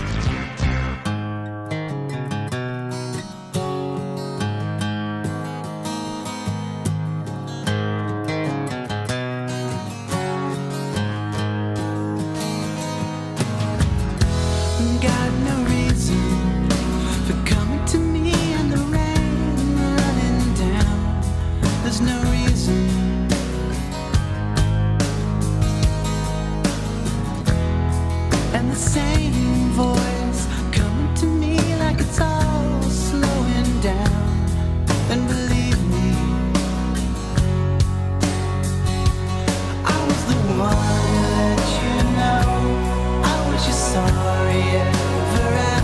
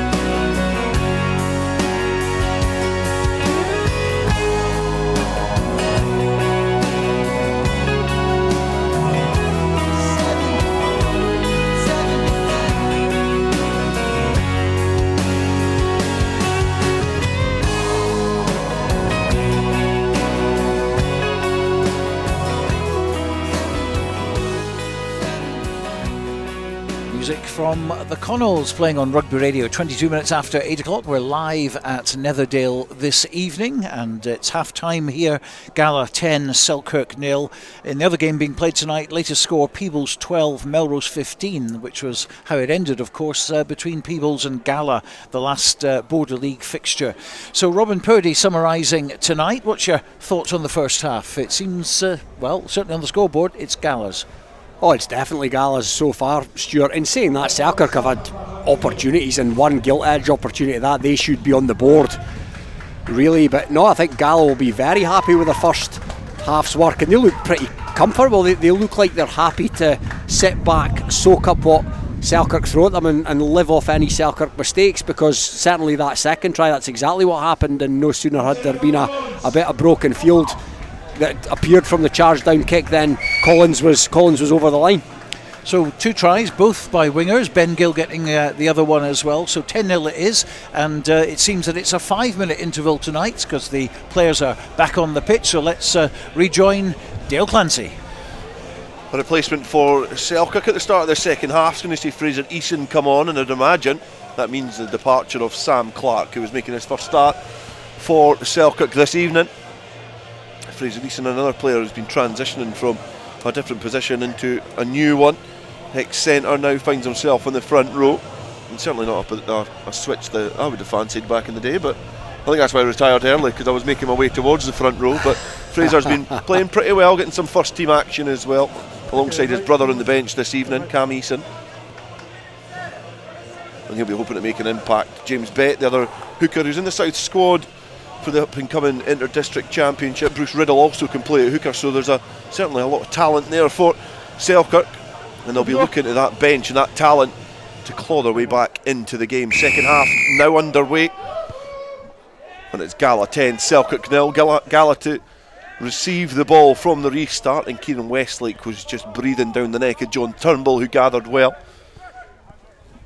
Ayer waits, passes back to Peffers, who just lumps it again downfield. Darren McCall had all the time in the world to watch it, and now Oliver McClyman looks to pick a little bit of space, and he sees that there's a couple of second rows there that he can duck his weave and weave his way out of trouble. Now he's in behind, he gets the offload in, great support there from Finlay Whelans, and now Selkirk into the 22. The cavalry will have to arrive pretty sharply, and they do. Fraser Eason does well to clear the bodies out the road. Aaron McComb scoops the ball to Cottrell. Cottrell looks to just offload the ball to Blake Cullen. He kicks it forward, but the referee spots the knock on in there, and that's a good first touch of the ball for young Oliver McClyman. I was literally going to say that. Is that the first touch of a ball in adult rugby? If it is, then it's a damn fine one at that. That was a lovely break by the youngster. And yeah, he picked his spot and he backed himself and he went for it. Fair play.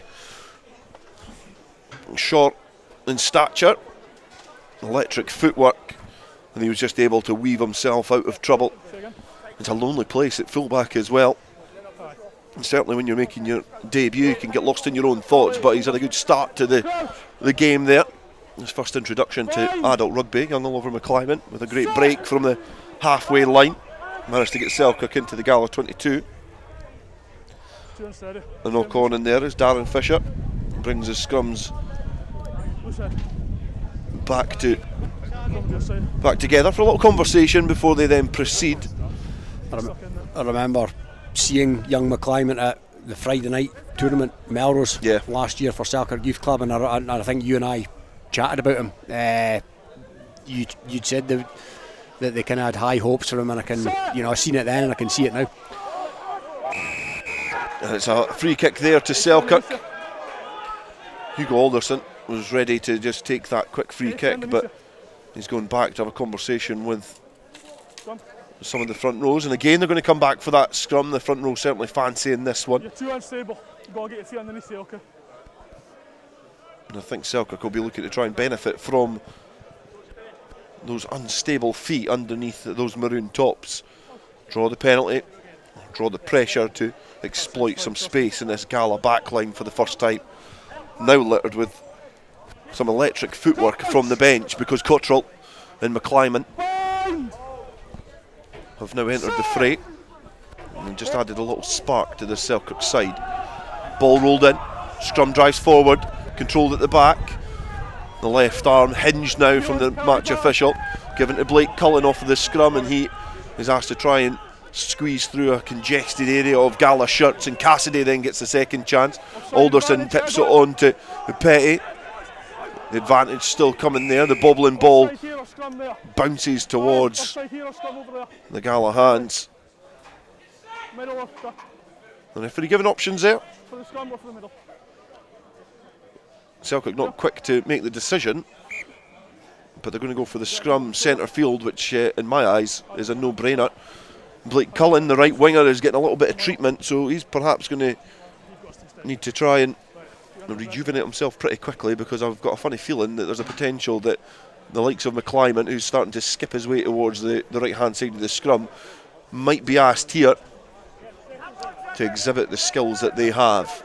Alderson waits at the tunnel, tosses the ball up and spins it to pass some time until the front rows collide. They nudge shoulders now as the referee blasts his instructions. The charge forward. Selkirk again will look to try and win the penalty. Again they manage to manipulate it, but they go to the left hand side there. Nixon linking up with Cottrell. And alongside me as Westlake charges forward, Robin Purdie had a little shake of his head, and I can join him in that as well, because it wasn't a well planned move as Alderson finds Shafarjak. The penalty's coming the way of Selkirk again. Can they take advantage this time? Westlake takes the ball stationary, then floats the ball out the back door, but the penalty is going to come the way of the visitors again. And there's going to be a conversation here. And then after that we can perhaps get the thoughts of Robin Purdie. Yeah, just that backline move, Dale, was just far too elaborate for me. So close to the line, just somebody come at pace or just keep hammering at the door. I think they've been a wee bit fortunate there. Selkirk, they made a wee bit of a meal of that for me. You need a winger to drop back there. That's more of a kind of 10-metre line, halfway line move. Yeah. Where you need a winger to drop back so the defenders are really asking questions in terms of who's covering what space. It was a flat defensive line there, as we're going to see Michael Angus come onto the field of play for Gala. Replacement wearing number 17 is going to replace Rory Litster as he trudges his way off, puts the gum shield into his sock and makes his way around the back of the uprights, and he'll be casually making his way towards the dugout area in front of the stand here at Netherdale. I think Westlake is starting to go well for Selkirk as well. Spoke about Keddy at number 8 in the first half. Westlake's been busy at the start of this second half. He went well a couple of weeks ago against Melrose. I had him down as Selkirk's best player on that occasion. He made his debut against the Southern Knights for Boroughmuir Bears, and now he's packed down at the base of that scrum, again charging forward. The referee is perhaps going to have a decision to make here, and the decision is a full 7 points for Selkirk. They get the penalty try. It's the third penalty from the scrum, 5 metres away from the line. No. And the referee is just gesturing and signalling towards the captain. Scum's under pressure now. What's that again? It was perfect in the first half because you're watching him. The minute you go away, look what's happening. Okay. I'm watching as much as I can, pal, okay? I'm on that side. Thank you. I'm seeing it all. Thank you. Angus Dunn and Liam Scott As much as you, pal, don't worry. accosting the referee, should we say. Darren Fisher holding his ground, saying that he's got a keen eye on that scrum, but the front row of Selkirk and the bodies in behind certainly squeezed their pressure there, and the penalty try means that it's the Gala 10, Selkirk 7. The ball restarted, and certainly Gala, straight from the restart, managed to win the penalty as they put a bit of pressure on Selkirk, and that's a good reply from Gala there.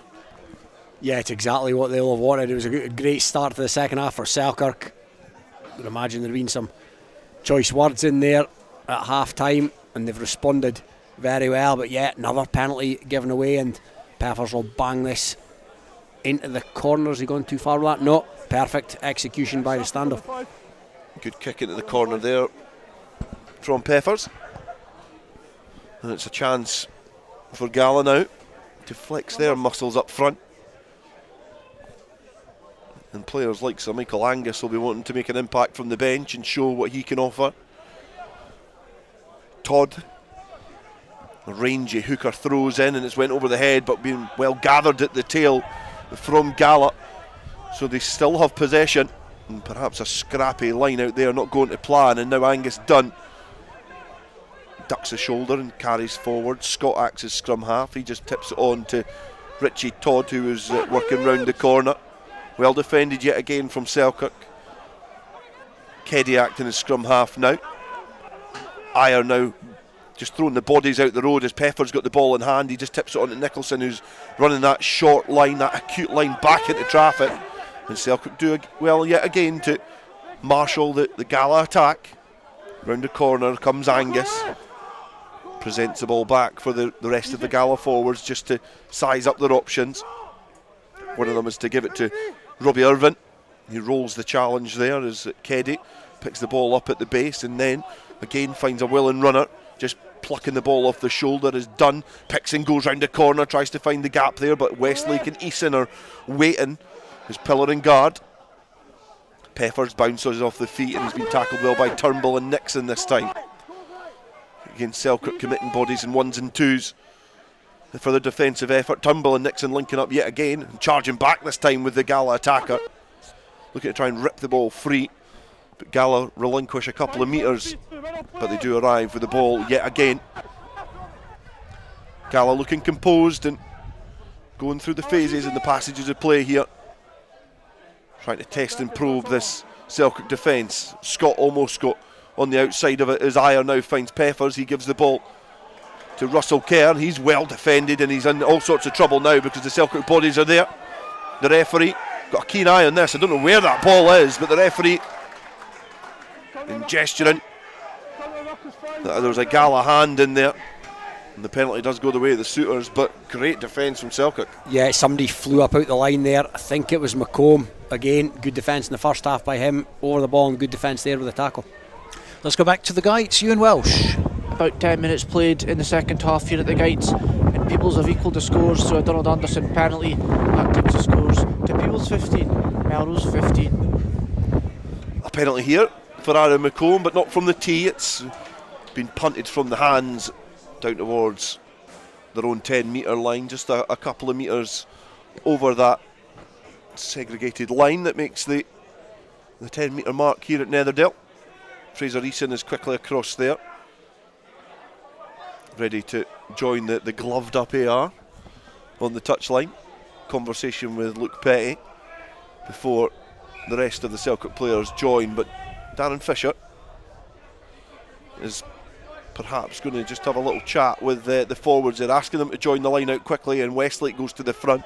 Alderson then gathers the ball off the top and manages to give it to McComb. Nixon linking up well there with Blake Cullen, who's just scythed through the line, and now he's looking to go round the outside, exhibiting great pace. The right winger, well defended. Penalty coming the way of Selkirk, who are starting to grow into this game. Alderson finds McComb. There's a flurry of forwards there waiting for the ball, but Nixon manages just to cut everybody out. Fraser Eason hunched over, gives the ball to Petty. He had to gather a bouncing ball as he just bundles his way over Russell Kerr. Certainly not an easy task there. Turnbull takes a brilliant acute line there to tip the ball from Westlake. And now Selkirk just chapping at the door of that 22-metre line. Alderson went through that outrageous dummy, but has then been tackled well by Gala. Now Ward, and he just launches himself forward as well, taking a couple of Gala players on his limbs as they go forward as Fisher, the match official, brings it back for a penalty there. Penalties just starting to rack up again against Gala, but more good play by Selkirk. Brilliant break there by Blake Cullen. He's looked pretty sharp tonight. He let one through his fingers in the first half, so that'll be the confidence back up after that break. And yes, they've looked a wee bit of a different animal in this second half, and that's not what you want to see, however, from Aaron McComb. Kicking from the penalty, who just came off the inside of the boot and went the wrong side of the corner flag. It means it's going to be a 22-metre dropout, but as you say, it's not what you want to be doing when your tails are up and you're building a head of steam. As it looks like there's going to be a couple of changes here. Lachlan Johnson coming on, and I think he looks like he's replaced Ayer. Eddie Ayer at scrum half, so straight replacement, 9 for 9. Lachlan Johnson got number 9 on his back as it's kicked downfield. The man who made that initial break, Blake Cullen. uses some good footwork to get over the 10-metre line. Not able to breach the Gala defence this time. McComb finds Nixon. Nixon's got Cottrell. He's been asked to do a lot, but does well to get on the outside. He then stabs it downfield, but as he's chasing his own bouncing ball, he's just straddled that touchline on that far side. Going to be a throw into the line out to Gala, but you do find, and this is probably more of an opinion than anything else, Selkirk are looking for individuals to do a little bit too much and just passing the ball on, and probably expecting a little bit too much of the likes of Cullen and Cottrell to unlock the defence. Yeah, I think that is what happened there. It's almost like, yeah, give it to Cotty and see what you can do, and he just about did do something, and he does still look like the most likely player to breach this Gala defence. Todd throws into the line out, and rising there again is Angus Dunn, and then Johnson manages to find Doug Weir in the second row. He charges forward, and now Craig Keddy, who's certainly been a willing runner all evening here at Netherdale. Still 10 points to 7 to the home side Gala against Selkirk, as they get over their own 10-metre line through John Turnbull. Presents the ball back, and Johnson finds Peffers. Peffers has then found Michael Angus, and he's found a physical confrontational battle there with some of the other Selkirk forwards. Cullen underneath this ball as it's been stabbed downfield. He looks to return it. It's a sclaffed effort, but it's an ineffective one because Russell Kerr is waiting back there. He just kicks it into the sky. This might take a little bit of bite in the wind, but underneath that is Oliver McClymondt, who's just plucked that on the dive. There's a couple of Gala players over them, and they win the penalty. They sniffed at that opportunity, knew that the fullback was isolated. Great take from Oliver McClymondt. But when you've got the likes of Angus Dunn and Craig Keddy towering over you, looking to claw that ball back, there's only ever usually one outcome. Yeah, first penalty conceded in adult rugby for the youngster, but he did brilliantly well to take it on that full pace, the up and under, and it was always going to be a penalty. He got isolated through no fault of his own. There was nothing really else he could do with it. Sometimes at this level of rugby as well, you can be as skillful as you want. You need that little bit of bravery, and I think Oliver McClymondt certainly showed that there. Definitely. Because his heels, he was straight off, and he was charging at that ball. Didn't want to bounce, didn't want anything. He just wanted to get that ball in his clutches. Did well, stooped down to get it, but just ran into a little bit of pressure, and that pressure has resulted in Gala kicking their way downfield. The wind's still swirling about here.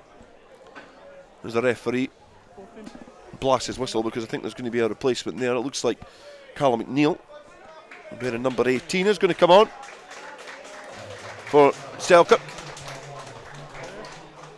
and it does look like it's going to be Finlay Whelans to depart as he trudges his way off the Sykes end along the dead ball line just now, and Callum McNeil takes his place in the left wing. Throwing the line out, accurate for Gala. They manage to congest and congregate on that situation and drive forward, and Gala have the ball in hand. Richie Todd now a couple of metres shy of this Selkirk line. They've been initially defended. The second time of asking actually from Selkirk, and it looks like it was also been turned over. And the referee, by gesturing his left arm outreached towards the Selkirk side, shows that it's going to be a put into the scrum to Selkirk, but that looked like initially it was a dangerous driving maul.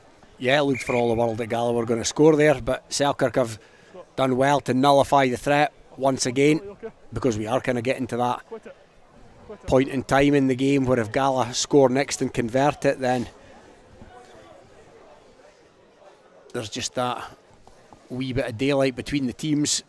Yeah, that penalty try certainly brought it closer together. 17 minutes gone in the second half here. Gala 10, Selkirk 7. Gala in a good position, and they look like they do have all the answers to really try and test the Selkirk side. It's anybody's game here. You know, I was saying beforehand, it certainly looked like Selkirk were heavy favourites, but you've got to say, Gala looked the more confident out of the two sides to score.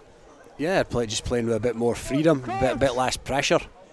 Gala, to be fair, and they don't look a side to me that sits seventh and that came seventh in National 1, to be honest. They love playing at Netherdale though, and they've certainly enjoyed playing here this evening as Johnson and Alderson have a little ding-dong as that scrum goes forward, as Alderson is then thrown to the floor, and then there's a coming together of Westlake and Keddy as well. The referee still blasting his whistle. Number 8. It's Lachlan Johnson in there. Kel Surprise. He's never far away from a little ding-dong. No. Lachlan Johnson. He's been on all the 5 minutes and he's 5 minutes and he's found one. Yeah. He's found somebody to wind up. But he's been penalised there because he was just perhaps trying to get around the wrong side of Alderson at that scrum. It gives Aaron McComb a chance to kick downfield, and he's made some good distance there. Just over the head of Kelly Mitchell, who's on the camera. And a chance for Fraser Easton to throw the line out. Yeah, and Selkirk, decent enough kick there to exit, but I think it looks like they're playing into, we're judging by that kick, they're playing into what breeze there is. So they're going to have to try and get some territory back. Westlake gathers, Alderson then gets the ball and wraps it round the body there of Kyle Scott, who charged out the line. Great awareness from the scrum half, who's played a bit of time at Heriots. McComb has to kick centre field because the pressure was coming down the angle where he was perhaps aiming for. Gill and Kerr then link up in the backfield. The ball's being kicked down towards McClyman. It's going to be interesting to see what he does from these options. He just opts to kick downfield. He's perhaps scruffily kicked that, and then he has to chase his own one. So Gala win the territorial battle with the boot there because Gill charged forwards. And then the ball tipped on there. Peffers gives the ball to Weir.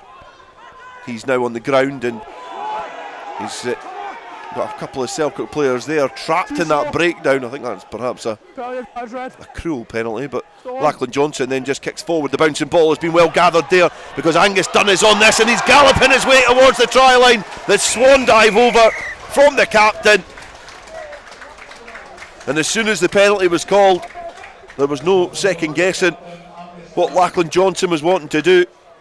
A little soft, delicate box kick over the top of the Selkirk players. The bouncing ball gathered by Angus Dunn, and then it was a matter of power and pace after that as he galloped his way towards the try line. And the captain stretches the lead for Gala here, 15 points to 7. Yeah, great try by Angus Dunn.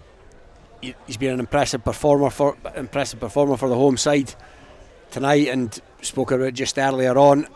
It's out to 15-7 now. Just that wee bit of daylight kick to come, but it's a 2-score game now as far as Selkirk are concerned. And here comes Tim McCavan. Tim McCaffin thighs. He's certainly got big legs, big shoulders. He's a big unit in this Gala side. Now playing in the forwards, he was traditionally a centre back in the day, a 12, a very effective one at that. That's going to be a conversion attempt here for Scott Peffers.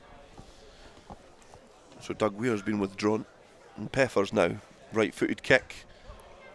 Low stabbing kick into the wind, and it's successful. And that could be a vital kick in this game because it now takes the score to Gala 17, Selkirk 7. And that was it looked like off the tee, that was a scruffy effort, but it was, I think, well judged. Yeah, it was a wee bit, it looked like a bit of a sclaff from here, but they all count. And yeah, it could just be a key couple of points come the end of this one. 19 or so minutes to go. Some more replacements. It sees Cam Eason come on, join his brother on the field of play. It means that there's going to be the withdrawal of McComb.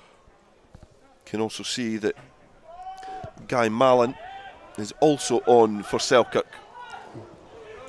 So a couple of replacements, and straight away Gala think they can seize an opportunity of breaking free from inside their own half. Good link-up play there from Nicholson and also Craig Keddy. Just tipping the ball to one another as Johnson gives the ball to the most recent try scorer Angus Dunn, and he's tackled around the neck. Peffers gives the ball to Irvin.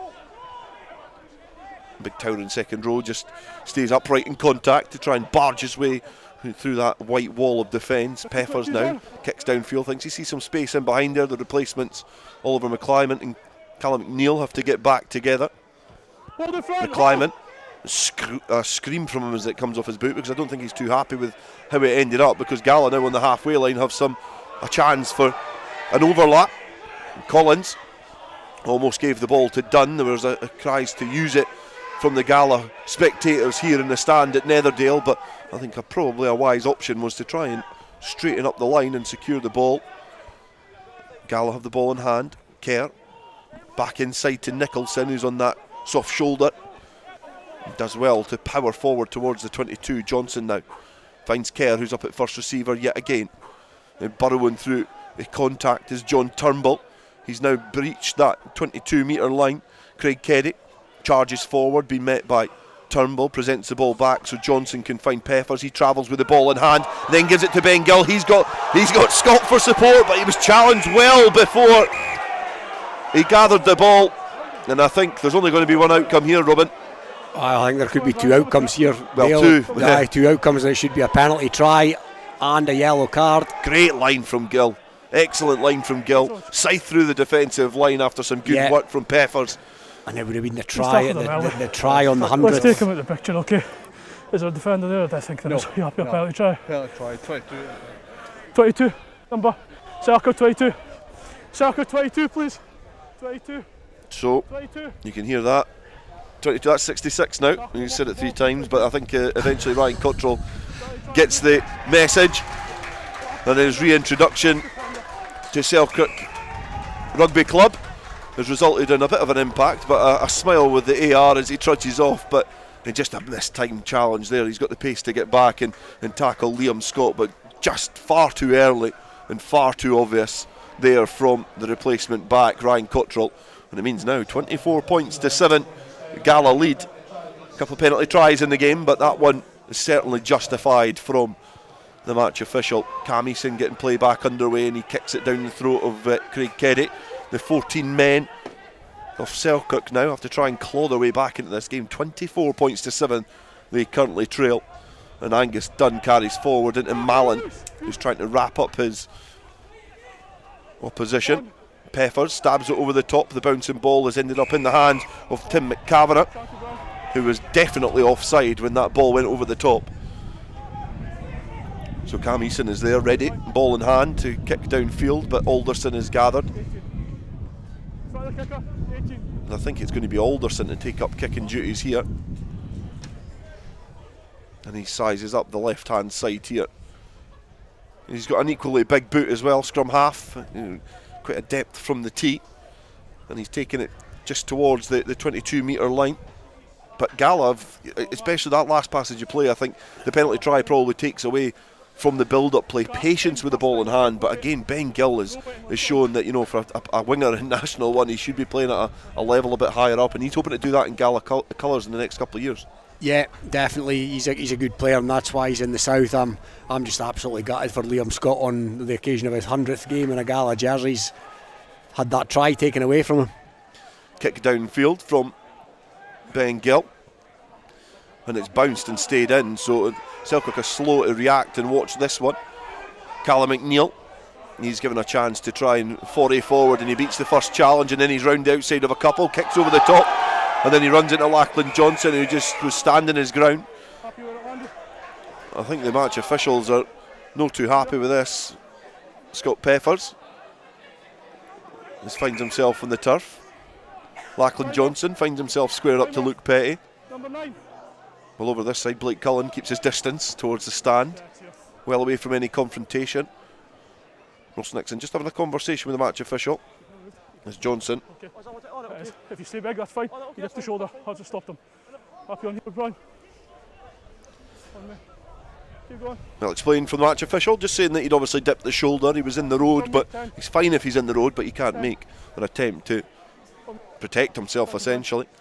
So Cam Eason goes closer towards that 22-metre line and sizes up that touchline. Wants to try and bite as much out of this as possible. And he's got that blob on. He's got that on the 5-metre line. Exactly where he wanted it. A perfect kick. Great finished product there from the replacement fly half. It gives his brother a chance to throw into this line out now. And it goes to the front. Cassidy is brought down. Turnbull's waiting there, and the Selkirk players gather. But through there is Richie Todd, who got himself in a great position just to steal that ball back. It was a porous Selkirk maul, and it allowed Todd into a great position to get that ball. The bouncing ball has then been hacked forward from Gala, and now it's a foot race towards the line. Callum McNeil is going to be the first one back. He's got a little bit of company there. Dan Nicholson's there, who's trying to challenge the Selkirk replacement winger, and there's more maroon jerseys there than white ones just now. Oliver McClyman, commended for his bravery before, perhaps a bit naive to let that bounce there. Tim McCavanagh Tucks and goes. Kieran Westlake is over that ball. Lachlan Johnson now looks to try and pass the ball away from the base, but Ross Nixon flaps the ball down. There's going to be a penalty to Gala. Lachlan Johnson is almost looking to go quickly with this one. No.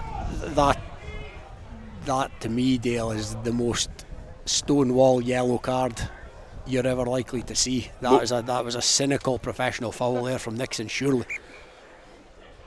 Gala here searching for the win, or pointing towards the uprights. Who's captain? Arms off. Do you think it was more Stonewaller than Ryan Cottrell's? Oh, it was up there too. I'm not saying it was a penalty try. But it was a Stonewall yellow for me. It was as cynical as they come, and he's used all his experience there, his 300 odd games in the Selkirk jersey, and got away with one. It's resulted in a penalty. It's certainly a difficult margin to try and overturn. 17 points. This would take it to the 20 mark, and it's a successful penalty attempt there from Scott Peffers, as we're going to see Aaron McLaren enter the game. And with 10 minutes remaining here in the Border League, it's Gala 27, Selkirk 7. Let's go back to the Gytes. Euan Welsh is there. We're just over halfway through the second half here at the Gytes, and after Donald Anderson levelled the scores with a penalty, there was a scoreless period where both sides missed opportunities to take the lead.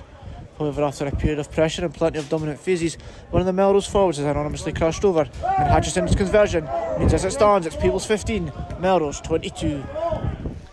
Cam Eason restarts, kicks it a bit longer this time. It's been well gathered there by McCavanagh, who brushes off the first challenge, almost did the second, but Petty was there to help the replacement this time, and Finn Mallon. So the brothers on the field of play now, a couple of brothers, the Easons and the Mallons linking up. Angus Dunn throws that dummy and sways the ball and cradles it to try and entice the defence to use some footwork to dislodge that defensive gap. Lachlan Johnson, box kick downfield, as box kick before set up a brilliant try from Gala, albeit it did end up in a penalty try, but it was great awareness, and that ball has been just lumped back over the head of Lachlan Johnson, who has to watch this. It bobbles off his knee from Blake Cullen, and then he returns it, and that's a good territorial gain from Selkirk. Almost looked like it was too casual from Johnson. It could have been a 50-22, but I think he always had it under control, as it looks like Neil Turnbull is going to come on for Gala along with Sam Smith. They've came on, but it's going to be a throw into the line out for Selkirk. It is, yeah, and Selkirk need something. I think the game's beyond them with 10 minutes to go, and if it's not going to be, then they need to score here. It's as simple as that. But they'll have a chance. They've got a line out on the 22, but the most recent line out wasn't a thing of beauty when they were in a prominent attacking position, and it was stripped from them. Yeah, they messed that one as well. Same in this one as well. It's been flapped back. It's Fraser Eason tried to throw it at the front, but it's just been pawed back by a Gala hand as Neil Turnbull burrows his way forward. Leave it, let it come. The referee just screaming at the Selkirk players just to let this passage of play go. Kieran Westlake is getting dragged and engulfed back into that breakdown. Mallon tried to put a bit of pressure on that as well. The kick that was lumped downfield from Gala, as both teams look to empty the bench and bring some players on. It does look like Claymore Cochrane from Dalkeith is going to come on for Selkirk. Great first name. Yeah, I've commentated on him before, Dale. The Battle of Bannockburn? The Battle of Milntown last season, I think it was. Langham versus Dalkeith on the occasion that Langham won the league. But I think he's on loan here tonight. Selkirk will be struggling a wee bit in the front row, so good to see him stepping up to the plate. Again, another unsuccessful line out. Claymore Cochrane gets his first challenge in this game, and it's an effective one. He's certainly looking to get about the park and make an impact for the Selkirk side.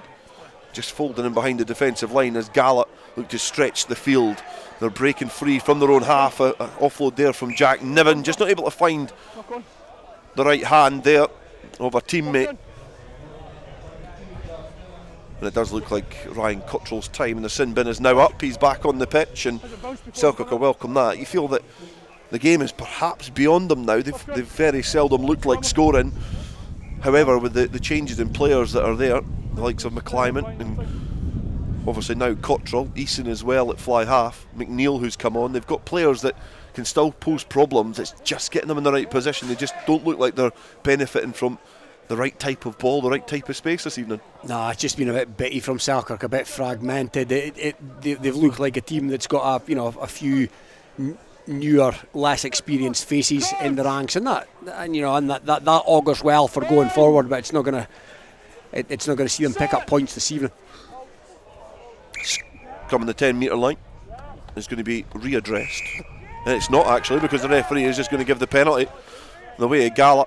A couple of slaps on the chests of the Selkirk players as they walk back, and perhaps sarcastically from Gala they offer their condolences to their counterparts on that occasion. But the kick downfield, the penalty takes it closer towards that 22-metre line. Well kept in by Callum McNeil, and now McClymonde try to use a bit of footwork, evades a couple of challenges again, and then skips over the next one. He's certainly been a big plus for Selkirk in this game. Claymore.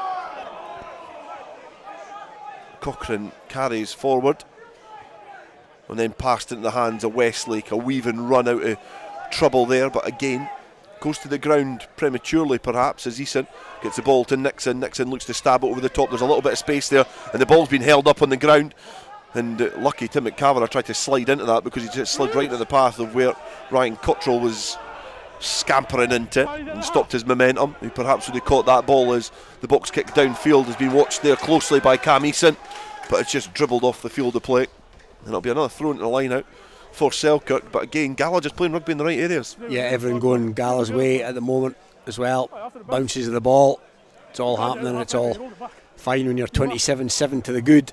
But yeah, Gala have been good value for this win for me tonight, Dale. Definitely, I totally agree, Robin. I think they've played well. And now Darren Fisher reading the riot act to Selkirk, telling them to get to that line out pronto. They arrive now, and at the front Westlake dummies, and then it's thrown in, and again it's just not been able to come back on the side that Selkirk had hoped for. A knock on as Peppers gathers the ball, a little bit of footwork, and then Cassidy and Cameron Eason link up to try and challenge the Gala fly half. McCavanagh now tips the ball on to Dunn, and in close quarters Sam Smith comes and gathers the ball. Dunn to Craig Keddy. He's challenged well. He's perhaps not made a lot of yards this evening, but he's lured a lot of defenders into these battles up front and zapped a lot of energy out of the Selkirk side as Gala make their way towards the 22. Johnson, Peppers now, he finds Craig Keddy, who again just flings himself into contact. Penalty coming the way of Gala. Turnbull finds McCavanagh, he dances back in field, and he looks to brush himself off Fraser Eason, who propels McCavanagh towards the line. And Gala stretch their lead here and make it look the most one-sided of games. And McCavanagh almost got a power up from Fraser Eason as he put that big hand into the chest of the replacement Selkirk hooker. It just allowed him to launch himself towards that try line and roll over and go in for what was an impressive score. And again, good work from the likes of Keddy in the build-up, but well finished from Gala. Oh yeah, great finish by Tim McCavanagh. You mentioned it, Dale, he's a big old boy, back row, centre, he can do the lot, and yeah, just too much power on that occasion. But yeah, the other man that you mentioned, Keddy, we spoke about him earlier, he's almost been the glue in this Gala team. Tonight he's been everywhere he needs to be, and he's almost been a bit of a calming influence. He's been a brilliant reintroduction for Craig Keddy. Obviously his brother Dean is part of the coaching staff here at Netherdale. As Scott Peppers lines up, he was wanting to try and get his second conversion of the evening. Unsuccessful because the wind just bites into that drifting ball yet again and takes it towards the left hand side of the uprights. So the score remains Gala 32, Selkirk 7. And we've only got a few minutes to play, and you've got to say though, I think in terms of this game, as Cam Eason gets play back underway, it's flat back on a Selkirk side. You've got to say, I think Selkirk will be bitterly disappointed by their showing so far in this game. They're probably nothing to lose for either side, but you've got to say confidence-wise, Selkirk have probably lost a lot as Ward gives the ball to Nixon, and then McClymonds looks to just kick the ball over the top. It's been well watched there by Kerr because the advantage was coming for Selkirk, but yeah, in terms of their confidence, it's still a strong Selkirk squad, and yeah, they've not really shown up at all. No, it's been an indifferent campaign for Selkirk. They were almost playoff material last season as they tap and go quickly. Petty carries forward. He's into the 22 now as Mallon gets the ball away at scrum half, and then Cassidy goes back into contact, weaves himself out of trouble. Finn Mallon again hunched over trying to release that ball. Cottrell been asked to do quite a lot, and he's saying to McNeil, come back on the cut, and he does well and finds the gap there. He rolls the first challenge, and it does look like there's a little bit of afters on that far side. Ryan Cottrell involved in that, and also looks like Aaron McLaren was one of them as well. Cam Eason now travels with the ball to the line, offloads to Callum Turnbull. Great play from the Selkirk fly half. Certainly made my feelings very well known about probably the lack of rugby that youngster's had. Now carries with the ball to the line again. That one-handed offload finds Ward. The offload to Cottrell, who just fumbles the ball in front of him. Coming back for the penalty though. Again, great play from the Selkirk fly half, you've got to say. Cameron Eason there just managed to lure a couple of players into a dangerous area and then offload the ball. It's play that is, it's impressive. I think he is a good player, and I think with more rugby he would be able to do that more regularly. I agree, Dale. We have spoken about that before. I've always been impressed by him when I've seen him, and he's got that bit of zip about him. He's another young player that's not scared to try stuff. Westlake looks like he's going to take this penalty quick. There's a pod of forwards waiting there. Petty is one of them. I thought he was perhaps looking to pivot, but he's not. He's looking to charge his way towards that try line. A try line he knows very well here at Netherdale. Played his early years here before Gala, before going on his travels for various clubs. Mallon gives the ball to Ward. Again, a towering effort, and Gala over this one. I think they've stolen the ball back, but it is starting to roll its way out of danger. Fraser Eason round the corner, and he's absolutely clattered there. Neil Turnbull was the final hammer blow, and now his brother Cameron Eason looks to try and get himself out of traffic. A couple of players had to keep a keen eye on the lightweight fly half, as again Ross Nixon plucks the ball up and carries forward, and Selkirk are probably as close now as they've ever been to a try in this second half. Mallon, this time it was Guy Mallon, twisting out of contact. The advantage coming yet again as Westlake gives the ball to Turnbull. He's knocked forward, and I think the referee is looking at his pocket, and it's going to be Richie Todd to get a yellow card in the dying embers of this game. The illuminated clock here at the Sykes end at Netherdale does read 41 minutes now. So Selkirk want to try and get themselves over the whitewash and get that try, which in terms of an actual try has evaded them so far in this game. Westlake dives over for a loose ball, and it was a carry forward from Claymore Cochrane, who was stopped short, and then Westlake just dives over and dots the ball down, and it is a score for Selkirk, but it's too little too late for the travelling side, because it takes the score to 32 points to 12. And certainly far too much to turn over. The referee saying there's still 3 minutes or so left in this game. 4 to go, yeah. So it's consolation, but it'd be pretty scant consolation if you're of a Selkirk persuasion, I would imagine. But I think he's went pretty well tonight. Westlake, again, he's like Keddy, he's looked like a senior player in the ranks. He brings a lot of experience, now director of rugby or youth development officer at Selkirk, as it does look like there's going to be a reintroduction of Blake Cullen. A misconversion attempt there from Cameron Eason, but he is a good addition. He looked very good in his debut against the Southern Knights. He was a mouthy character on that occasion, and I thought that's the sort of player that perhaps would really benefit Selkirk, a leader, a vocal target in that team.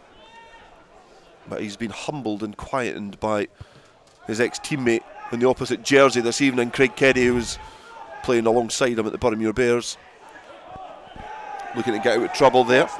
Guy Mallon Now his brother Finn Mallon finds Westlake, the most recent try scorer, to give the ball to Callum Turnbull, who gets through contact. Then a pick and go round the corner, but the knock on by Westlake, who thumps the ground in frustration because he just coughs up possession to Gala. He got a cuddle from Keddy.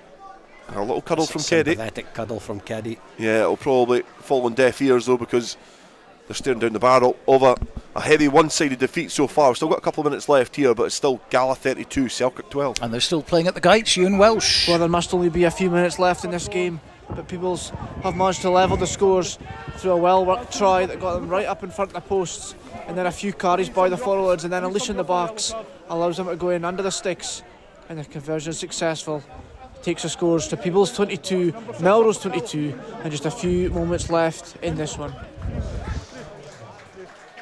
Certainly eyeing up a first ever victory against Melrose, and they've given themselves a good chance of it at the Gytes. Peebles 22, Melrose 22. Nip and tuck in Peebles this evening. It's not as close here at Netherdale as we approach the final stages of this game. Gala 32, Selkirk 12. A couple of minutes remaining here in this Border League battle. This victory would tip the scales for Gala in the Border League in terms of their form, as McCavanagh gives the ball to Johnson. It's then being tipped on brilliantly there by Jack Niven, and just pawed the ball towards the wing to a teammate. And now Sam Smith ducks under the first couple of challenges. Craig Keddy now goes towards the line, just caught short, and then ducks and rolls and presents the ball back. Johnson has got Neil Turnbull there. Neil Turnbull just tries to go through the middle of Claymore Cochrane. The Gala scrum half is challenged as Fisher is going back for the offside there from Selkirk. A lot of offsides in this game. Number 8 offside. Westlake guilty of infringing there. And now going to ask the Selkirk defence to stand strong again. It's already been breached on 4 occasions so far, and 5 including the penalty try. And Gala are knocking again at the door. Peffers, crossfield kick, there's a chance here. Has he judged it well? Just too much there. The outstretched arm of Ben Simmons just means it's just went into touch. It's just went dead, and Darren Fisher has seen enough here at Netherdale, and it is finished. There's a very one-sided victory for the home side. Few probably could have predicted that it was going to be so one-sided at the beginning of the game, especially in the first half. It took 23 minutes for the first score to be dotted down by Ben Gilt, until 78 minutes, the last score from Kieran Westlake from Selkirk, and in between there was tries from Collins, a couple of penalty tries there as well as Dunn, and McCavanagh also got on the score sheet. But it was certainly Gala grew and grew into that game. It was a bit of a tetchy start from both sides, but they looked accomplished, and you said it as well on commentary, they do not look like a team who are sitting 7th in National 1. No, they most definitely don't on this evidence. You know, Keddy's had a big game. He wasn't around for much of the season. That might have something to do with it. But no, I've been really impressed by Gala. I've not seen them that often this season, but yeah, been impressed with them on that occasion. I think they're fully deserving of a reasonably comfortable win, I would suggest. It certainly gives Gala a lot of confidence ahead of the rest of this season, and obviously into next season as well. But then there's obviously the Selkirk side of things as well. They'll be bitterly disappointed not to show up at all in this game, because realistically, in most facets of the game, they were second best. They were, and like, as I mentioned earlier, it's been let's call it what it is. It's been a tough campaign for Selkirk. Their squad isn't as strong as some in the Premiership. It isn't as strong as lots in the Premiership. You know, and they're a small town club, of course, but. Yeah, it's been exposed a wee bit tonight as well, I would say. You know, they're definitely missing a few boys, but yeah, I think there needs to be a wee bit of recruitment there. You know, you mentioned earlier, and we've spoken nothing else over the last couple of weeks. You know, we don't know what the landscape's going to look like, but for clubs like Selkirk, they're, you know, irrespective almost what it looks like, if they're going to be in the top division next season, they need to recruit, and they need to recruit well. Yeah, I did say at the beginning of the season I thought there was going to be 2 border teams at the bottom, and the 2 that I did pick were going to be Selkirk and Jed. I don't think Jed would be as flat as what they were, but ultimately the Premiership has played out the way it's played out. But the last time Selkirk visited this paddock they were lifting the Border League trophy this time. They were staring down the barrel of perhaps a rollicking from Sesh Henderson and company before they get into the changing rooms as they make their way off the field of play. Gala, they can savour in the spoils of a well-earned, hard-fought victory against their near neighbours, because in the Border League here on Friday night at Netherdale, it's finished Gala 32, Selkirk 12. This is Rugby Radio. Rugby Radio. If you're looking to develop or hone your green skills, look no further than Borders College, your local community college. Visit borderscollege.ac.uk today. Borders College, regionally focused, globally engaged. Based in Galashiels but covering the whole region and beyond, Borders Mortgage Hub is your one-stop shop for all things mortgage related in the Borders. Visit us at bordersmortgagehub.com or call us on 01896 807 008. That's 01896 807 008. Borders Mortgage Hub. Mortgages for the Borders in the Borders. Borders water, Borders barley and Borders people. That's what makes the Borders Distillery. Working exclusively with local farmers, the Borders Distillery is bringing whisky making back to the region. Our award-winning distillery is open to everyone, where you can meet the people behind the scenes, explore our wash house and shop quality local products. Tour your the spirit of the Borders. Full details at thebordersdistillery.com. Always enjoy our spirit responsibly. Under 18s must be accompanied by an adult when visiting the Borders Distillery. Your pet deserves the best, and that's why your pet deserves the care and treatment offered by Border Vets. We focus on delivering the very best care to each and every one of our patients and clients. We get to know you and your pet and offer treatments tailored to every animal's individual needs, from our conveniently located surgeries in Galashiels, Selkirk and Earlston. Ask about our Pet Health Club for your cat or dog, giving you peace of mind by spreading the cost of vaccinations, regular checks and more. From dental care to travelling abroad and the whole range of veterinary services, bordervets.co.uk is where you'll find everything you need to know. Border Vets, where your pets are part of our family. This is Rugby Radio, brought to you by Borders College. Going to go to the Gytes now. It's full time. It's all over there. How's it finished? It's Peebles against Melrose. Euan Welsh.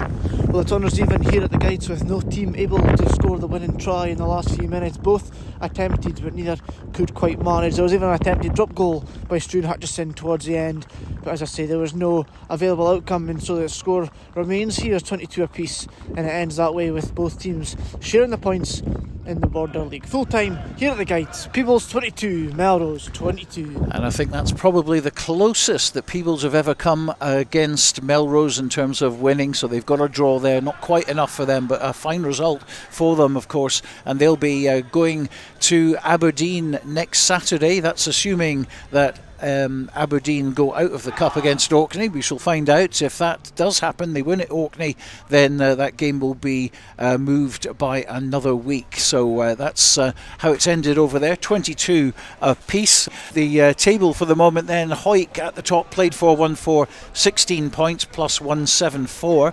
Melrose second with 10 points plus 26. Third, Gala move up 2 with 8 points now with plus 1.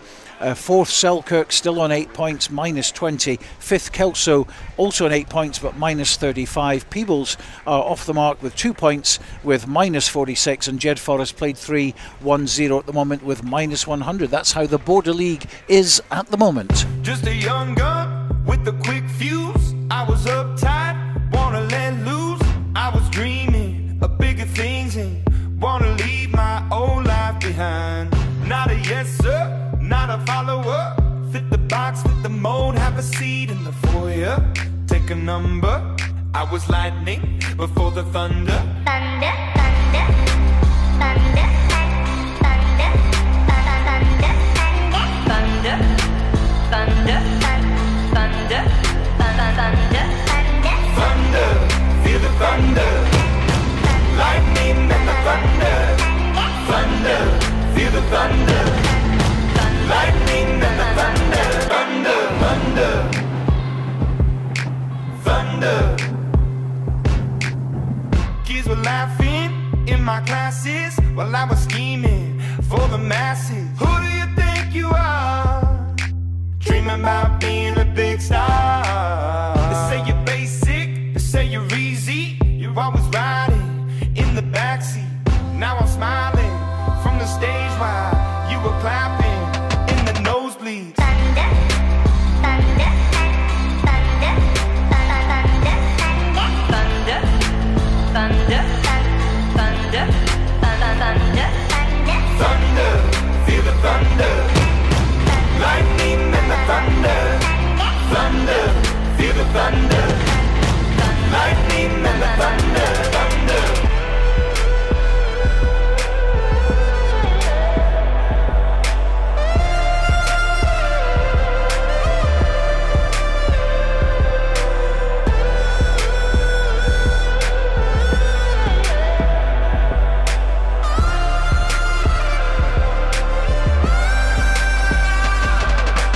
Thunder, feel the thunder, lightning and the thunder, thunder, thunder, feel the thunder, lightning and the thunder, thunder, thunder, feel the thunder, lightning and the thunder, thunder, thunder, feel the thunder, lightning and the thunder, thunder, thunder, feel the thunder, lightning and the thunder, thunder.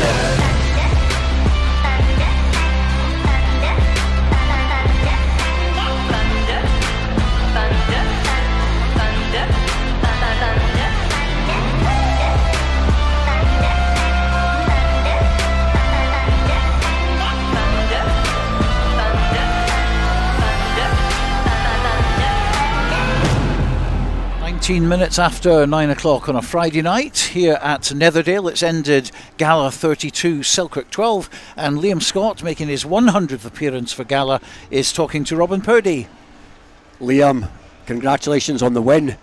First of all, Gala, you came out the traps pretty well tonight, and it looked like the intention was to throw the ball about a bit and play a bit of rugby. Aye, definitely. Look, we knew tonight there was no pressure for us. We were the underdogs, we were the league below, and you know, the league's done, Border League. We thought, just come out here and enjoy it, you know, and I felt we did that. We looked pretty cohesive. One of our best performances of the season, to be honest, I would say. Yeah, it looked like it, and the first half was error-strewn, but that looked like it played right into your hands. It led to broken field, and you looked keen to exploit that space. Aye, well, that's what we wanted to do. We wanted to move them about a bit. We wanted to get away for the tight and into an open game, and you know, that suited us tonight.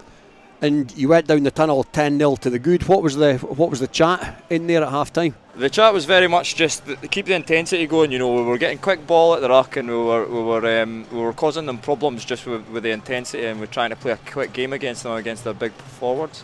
So you know, the rhetoric was just keep going at that, and we did. We came out and we hammered home.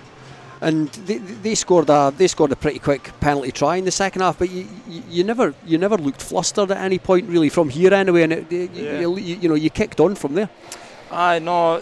Look, we were pretty focused, and we were quite confident as well. If we just stuck to our processes and our systems, that we would come good.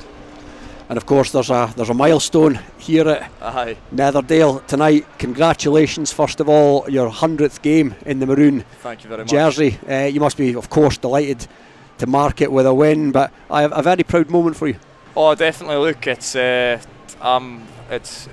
great to put on the jersey, and to do it 100 times is a milestone. It's an achievement, and it's something I'm proud of. So to get that result tonight, I'm absolutely delighted. Brilliant. And some might say cruelly robbed of a try on your 100th occasion. Have you had a word with Cotty? Well, I've not been able to have a word with him yet, but it was a bit too funny to be true. I could just I couldn't imagine it. I saw the ball coming, and I thought, I'm getting one on my 100th, but it wasn't to be. So.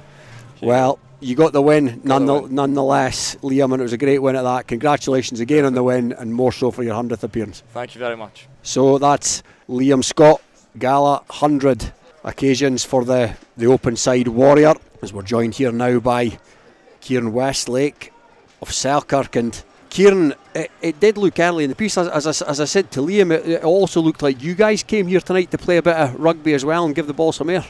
Yeah, 100%. You know, we're a very positive team. We've got some real dangers dangerous runners in the backs, and you know, as forward, it's our you know, give the opportunities to those backs, and I thought there was some great lines of running, and we were making some good line breaks tonight, but unfortunately, you know, the main thing is keeping hold of the ball, and we didn't do that quite well enough tonight. And fair play, Gala are an absolute menace at the breakdown, and just killed any momentum, you know, we were getting, so fair play to them. And you mentioned there the line breaks. There was a couple, particularly in the first chance, there was a couple of chances really went a begging there, and it could have led to a much different outcome. Yeah, it's annoying. It's been the you know, we've had this for the last probably 2 or 3 games, is actually having a lot of the ball and just not being able to convert our chances. So unfortunately, we're doing all the hard yards and then giving it up, you know, in the 22 probably a little bit too easily. But, you know, full credit to the boys. You know, yeah, I thought everyone put in a massive shift tonight. We've obviously got a lot of young boys and inexperienced boys playing tonight for us from the development team, and you know, an under 18 as well. And thought they put a massive shift in. It's only going to make us stronger as a squad going into next year. But like I said, you can't take any away from Gala. Yeah, we didn't play to our potential, but you know, we didn't lose that game. Gala rightfully won that game tonight. And you mentioned the youngsters there, Kieran, particularly young McClymont, who came on at fullback. He's just a kid, obviously, but he went pretty well and he made a brilliant start. Oh, yeah, he's I've been watching him in the youth club as development officer, and he's really caught my eye, and he's got a really bright future, and if he keeps going the way he's going, he's going to have a great career. And you know, it's mixed emotions when he breaks that line, because it means that I've got to try and catch him, and I'm a little bit older and slower now, and but yeah, look, he's a very good talent, and we've got some real pace in that back line, but again, we just couldn't convert those line breaks, unfortunately. But yeah, that's rugby union then, Dave. We didn't if you don't take your opportunities, you know, a great team like Gala, I know they've, you know, not done as well as they wanted in that one, but I thought they were absolutely phenomenal tonight, and if they could put that performance in, you know, every week, they'd certainly be, you know, up at the top in that one. And one game left in the Border League at home against Peebles. Mentioned you know, the crop of young players there. Will there be, you know, will the objective be to give them more game time, to blood them a bit more with one eye on next season? Yeah, 100%. Obviously, you know, we're quite a small town. We've got a small playing pool as such, and so it's really, really important for us more than any other club to bring on these youth club boys and these younger players into the squad. And Peebles is a great opportunity to give these boys some time at this level, because you know, you can train on a Tuesday and Thursday with the first team boys, but till you get out on Saturday, you don't realise the actual intensity. And obviously, coming from Super 6, you know, down to the Scott Prem and even this Borders League, it's sort of taken me by surprise just how physical the game is. And you know, I've really enjoyed my time this season down in Selkirk, and hopefully we can move forward, have a big off season, and I'm really looking forward to next year and what we can produce. Well, thanks, Kieran. Commiserations tonight, but thanks for joining us here at the back of the stand at Netherdale and giving us your thoughts. Thanks very much. No, you're welcome. Cheers, guys. They were Kieran Westlake from Selkirk. Before that, it was Liam Scott making his 100th appearance. And of course, over at the Gytes, it ended all square. Peebles 22, Melrose 22. We can get some reaction now. Euan Welsh has been talking to Struan Hutchison, but first of all, he's been talking to Peebles Ross Brown. What's your initial thoughts after that?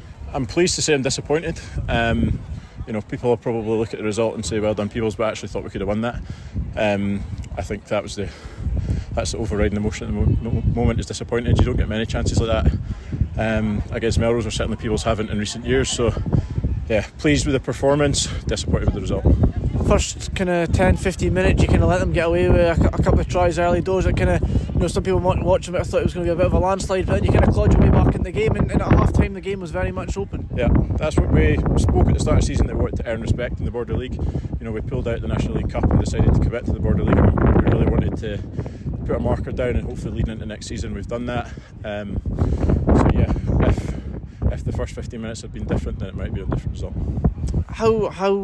What was the kind of message towards the end of the game when it was really close and it was a case of really trying to grind out a way to win? What was the kind of message amongst the boys? Stay calm.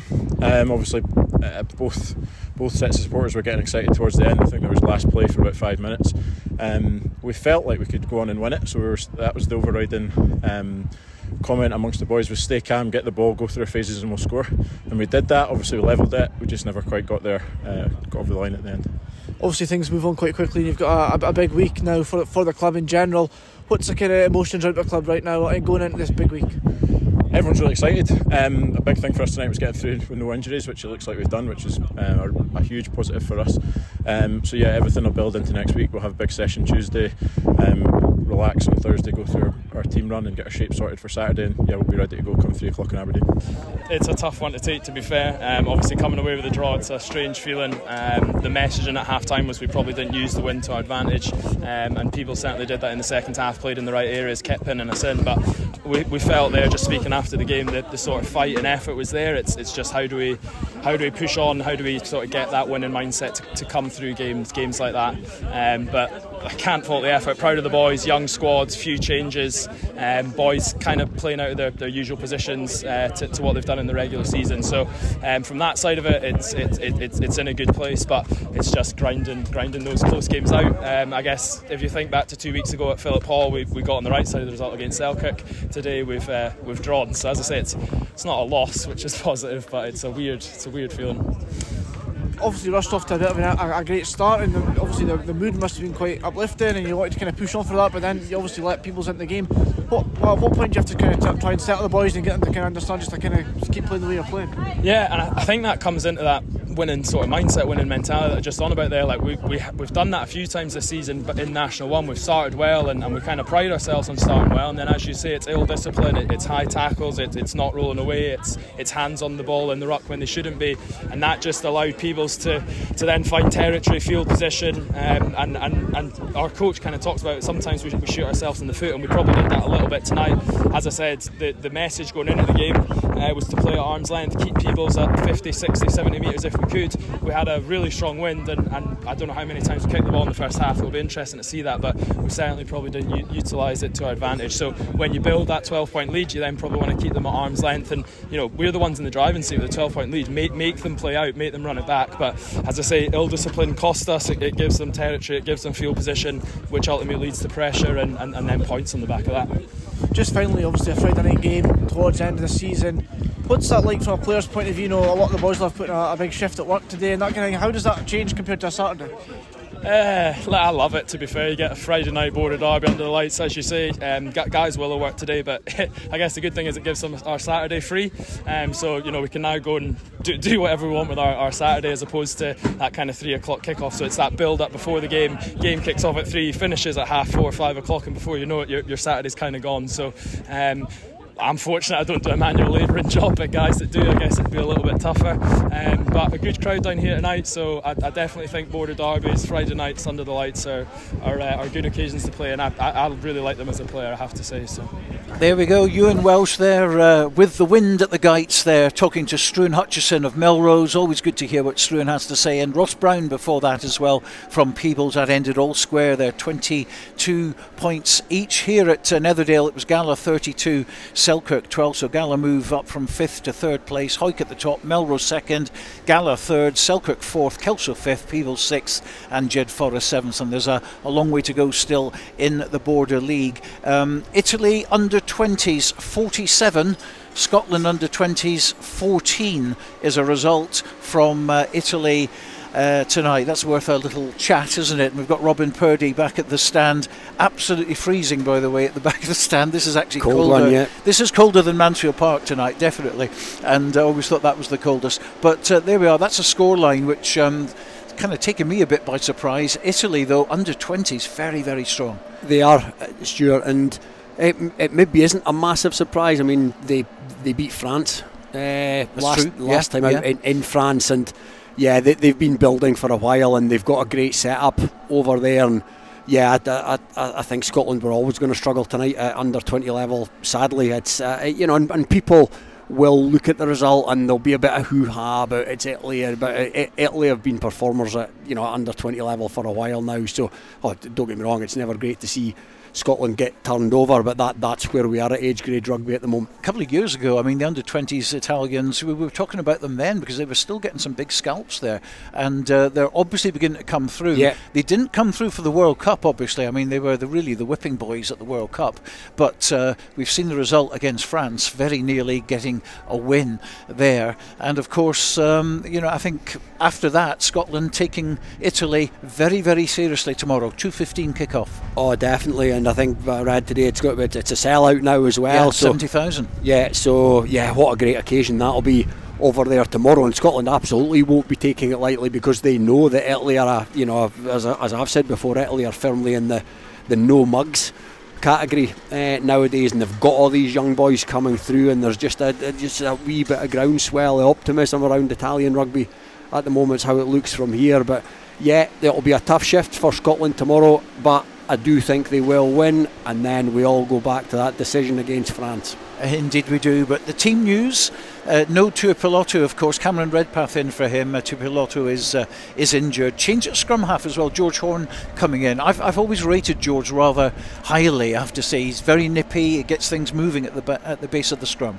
Yeah, I really like George Horne as a player, and yeah, just shaking it up a bit, and that'll keep the other scrum halves on their toes as well. There's obviously, I think that there'll be a tactical reason for that, because I don't think the previous incumbent had done much wrong, in all honesty. But I am still pleased to see Horne come in. He brings a different type of game. He brings a bit of zip, and that'll keep the Italians honest round the fringes. Well, Gregor Townsend said about that change, and of course he's not on the bench either, that he's played an awful lot of rugby. He's played mostly 80 minutes as well. He needs a rest, and that's why Horne's in. But as you say, there's always a kind of plan B in the back of his mind as well. Yeah, he certainly has played a lot of rugby, or he's played a lot of minutes for Scotland in the Six Nations. Yeah. White and for me, he's went pretty well. But yeah, like I say, good to see Horne in, and Cam Redpath was an obvious one for me when Tuipulotu was injured, and him and Finn Russell have been having a bit of fun together at Bath on a Saturday afternoon, so let's hope they can bring that into the Italian arena tomorrow. Of course, that's a 2:15 kick-off. Let's assume at the moment that we're going to win.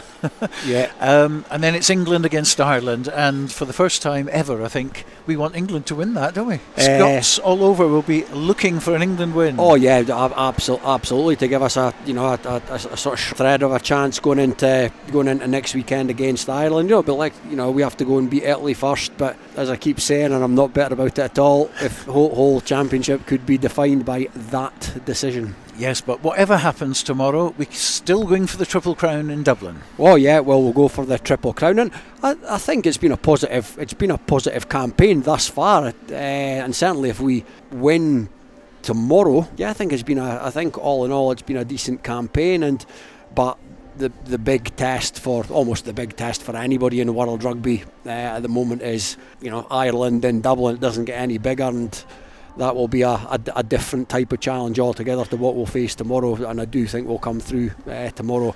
Again, I said against England, probably maybe a 10-point margin there or thereabouts, and I think it'll be similar again tomorrow.